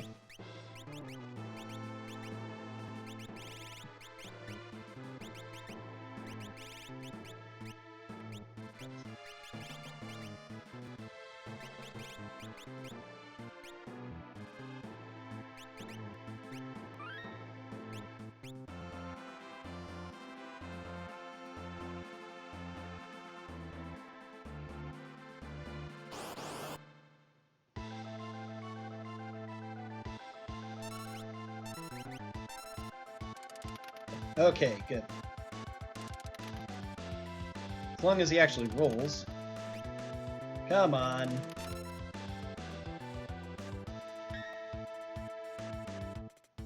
Well, as long as he doesn't get condemned off, that makes this a really slow fight.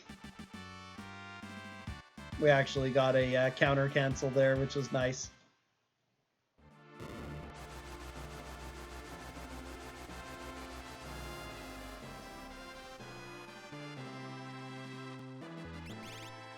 Okay, no more battles here, so...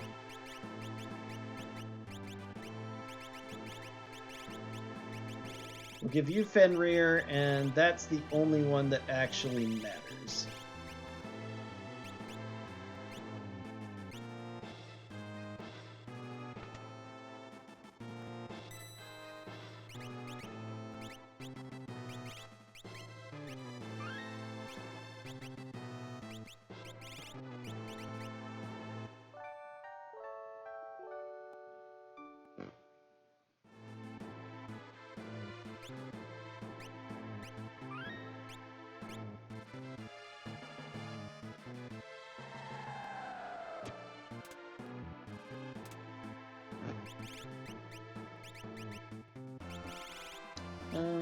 fixed dice.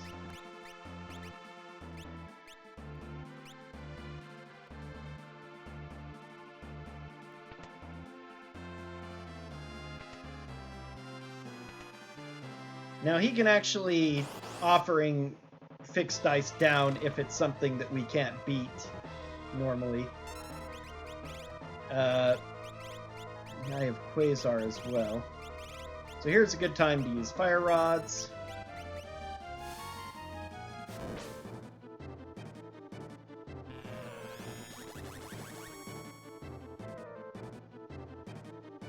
Okay. Goddess is one of the worst case scenario bosses to fight there.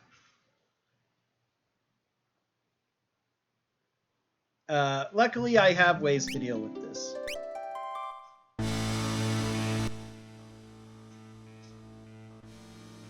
My game does not operate well with its volume controls.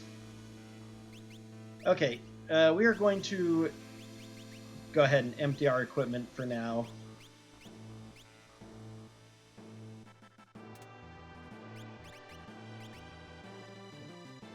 Oh, he's got the Paladin shield, so we'll need to empty him as well.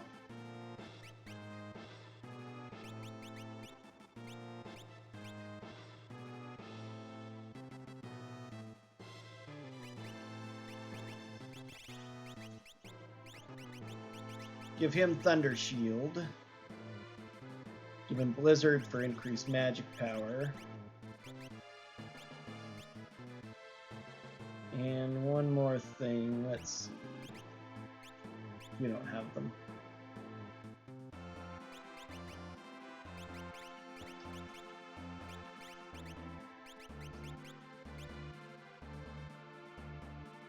Okay.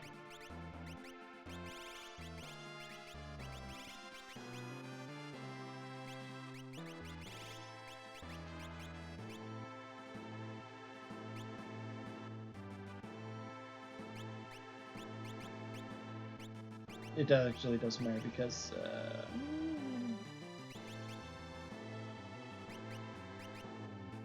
okay, I'll keep that on, and then I'll put on fixed. I can put on fixed dice once we've run out of fire rods.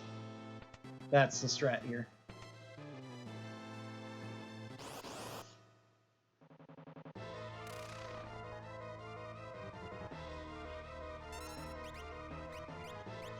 Did I put on? Yes, I did put on Thunder Shield. Good. For some reason I was thinking I didn't for a second.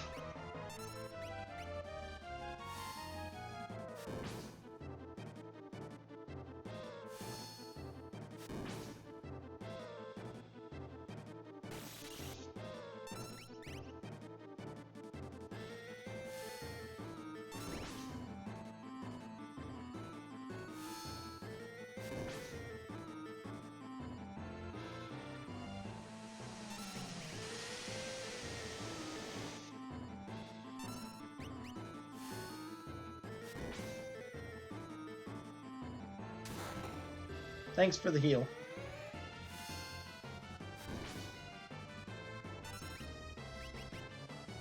That's one of the reasons you buy fire rods. It allows you to, as long as I didn't get like Poltergeist or Flame Eater, you know, somebody immune to fire in this spot, it gives you some good damage you can use even with low-level characters here in the...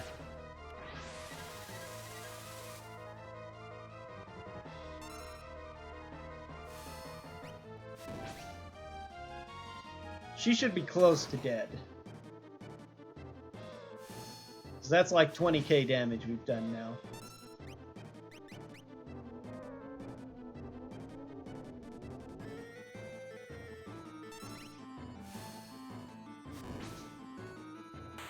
Okay, there we go. Last fire rod. Yikes.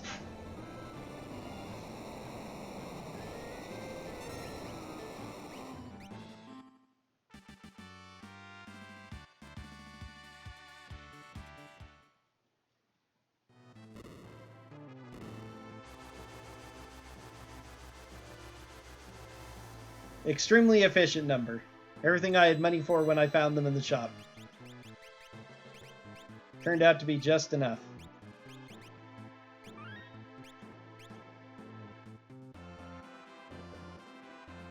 Oh yeah.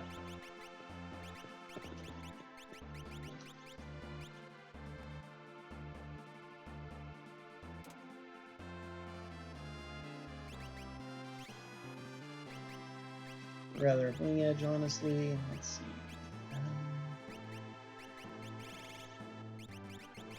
Already have them off, might as well throw them on for this fight.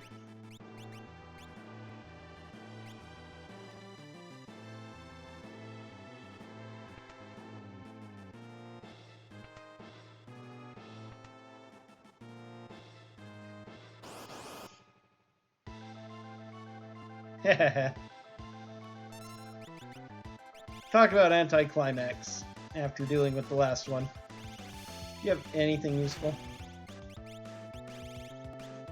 I can use Murtaugh if I put the other thing on. I'm gonna wait.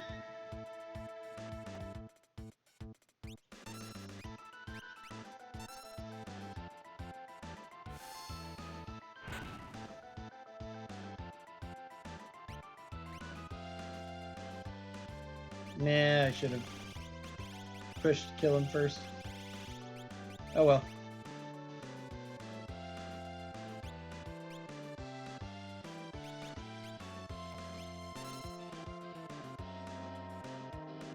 Thought I'd be able to kill him with 2 fire 3s.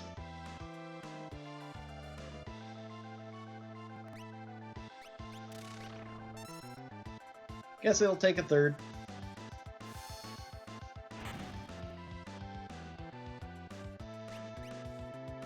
And more?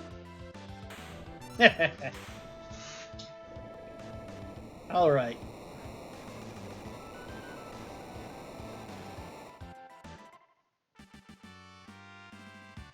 First boss in the game. And the last boss encounter before Kefka. Thanks to the randomizer. Level scaling gives him some HP, but doesn't otherwise make him too dreadful.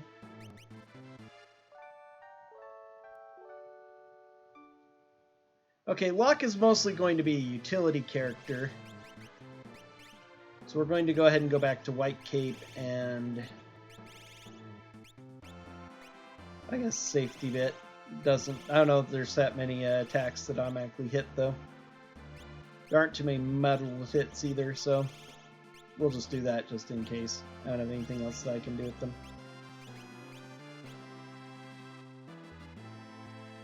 Alright, now we can re-equip this party.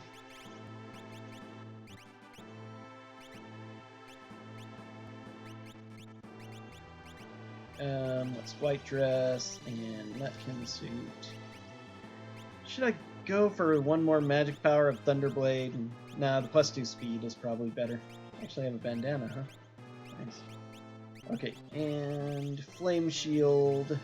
So now we can use Murtaugh strats. Shadow actually needs fixed dice, earrings, hero ring, offering. You've got hero ring and jewel ring, which is fine. Jewel ring, really? Let's give you cure ring instead. That's actually a little more useful.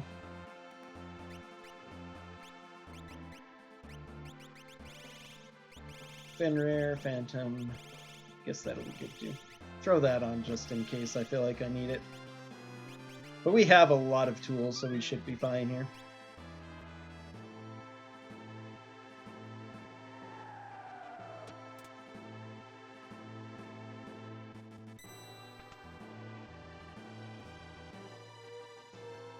Alright, final Kefka fight. As in vanilla, there's 4 tiers. You're able to put your characters in a specific order if you want to. If any character dies that is dead at one of the end of the tiers, they will be removed and replaced with the next character in line. Which is a little bit unfortunate in some circumstances, so we have to try to avoid letting our characters die at those moments. Getting life 3 is useful for certain times when enemies do death hits, of course. Tier 3 is especially bad because the enemy ends with calmness. When you kill the last enemy, he does a dying counter of calmness and instant death attack. There's not magic, so it isn't blocked by the safety bit I've got, so I can't rely on that for it. And Gal. Locke is going to be less damage, more utility. So we're going to have him use Doom. Hopefully it lands.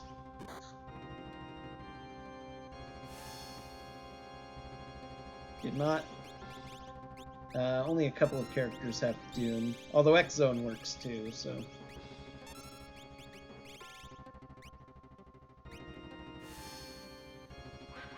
Okay. Now we fire through the head.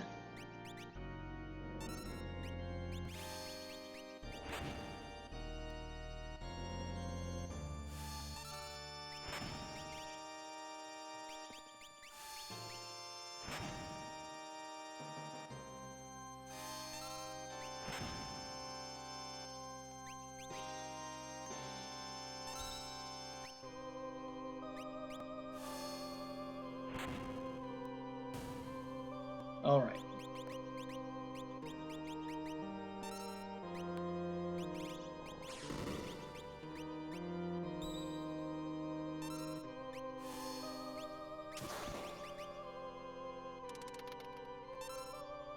Yay, lovely attack. Much better.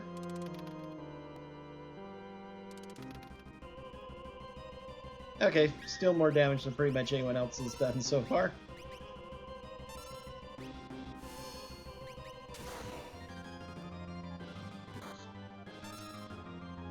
Ouch.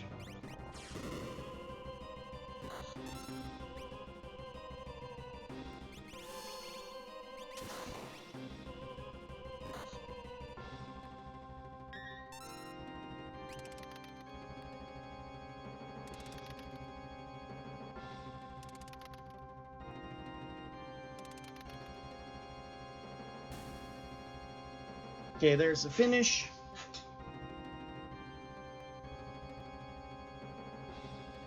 Now, hopefully Locke has mute. I think I taught him mute. Since he's my utility character.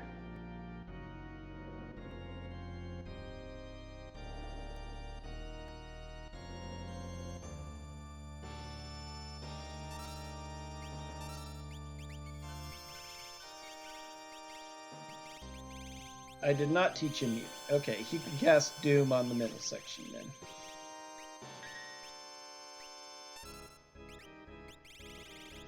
You have mute, though. You really need to cast a Cure 2 on yourself. Okay. Missed, of course. Luckily, mute doesn't miss.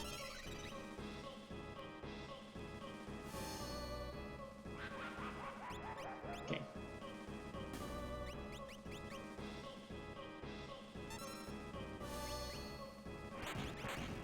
Never tried Bioblast. How much will that do against a group here?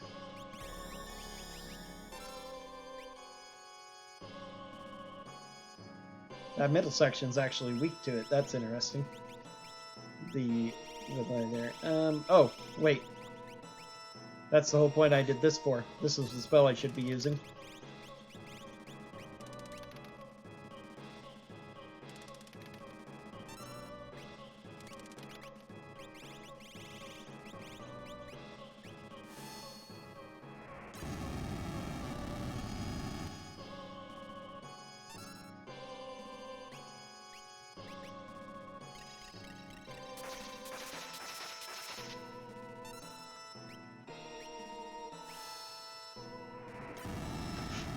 Kind of sad that didn't hit, since my Murton would actually undo it.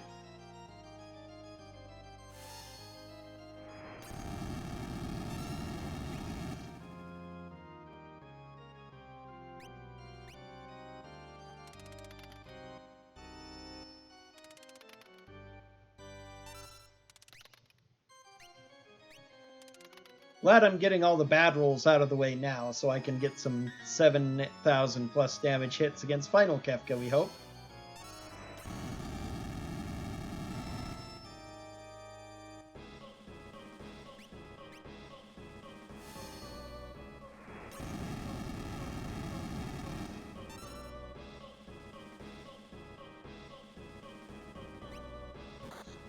Here's our 10 hits.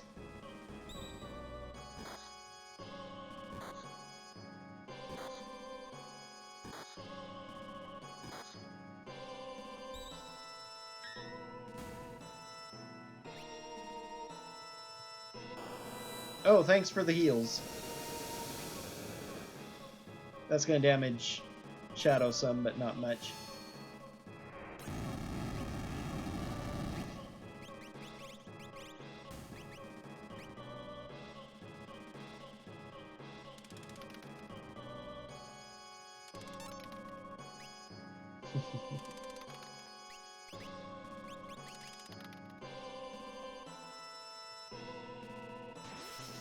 Okay, third one down. Or second one down, that second tier. Third tier coming up.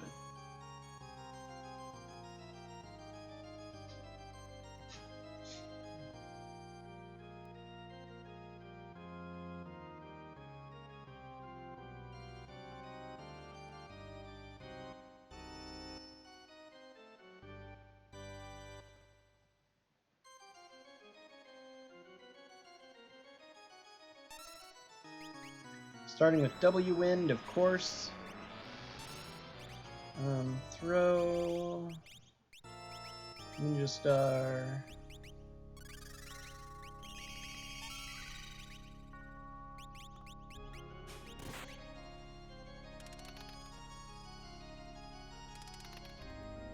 No, not that one. Attack the other one on the left. Okay, good. Yes, that's what we want.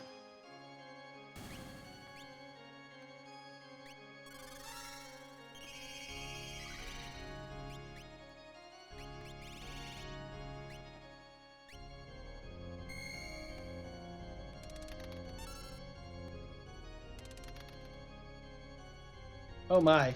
That's a bit too much. That's going to kill. Very unfortunate. No, it didn't. Oh, we are lucky. Okay, Fenrir.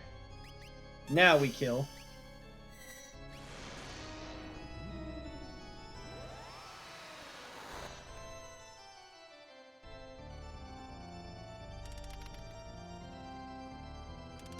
So Fenrir will allow us to ignore the calmness because it's a physical attack, which means safety bit doesn't protect, but it means if the attack can't land...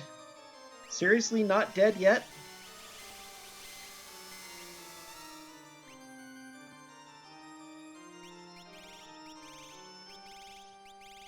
Mute didn't land either. I'm saying, okay, it did.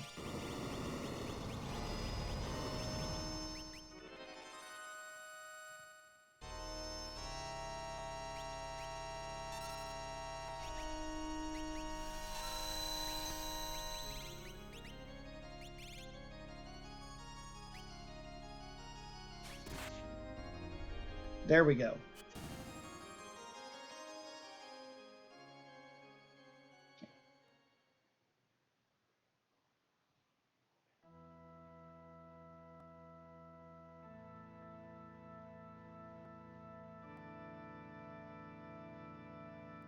So I actually don't care about being muted at this point. Locke is the only one who is more or less useless while muted. The others all have abilities that'll still do decent damage.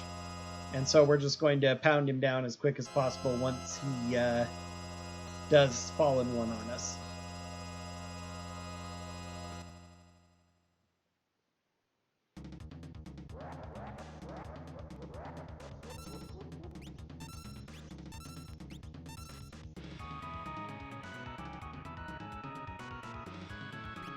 There we go.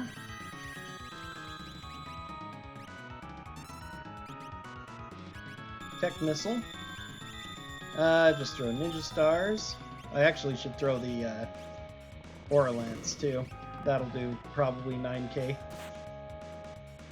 Well, that's 5. That's nothing to sneeze at.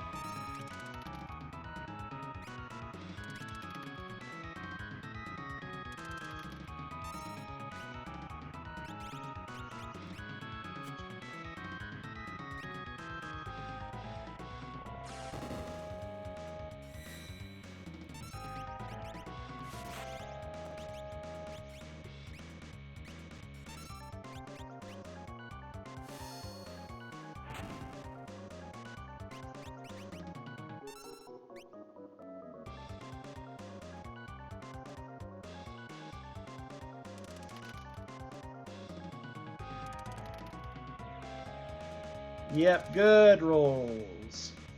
Ooh, now starting to get bad. There we go, another 99. Is that enough? Yep. Yes, sub 2 hour. Been a while since I've gotten a sub 2 hour.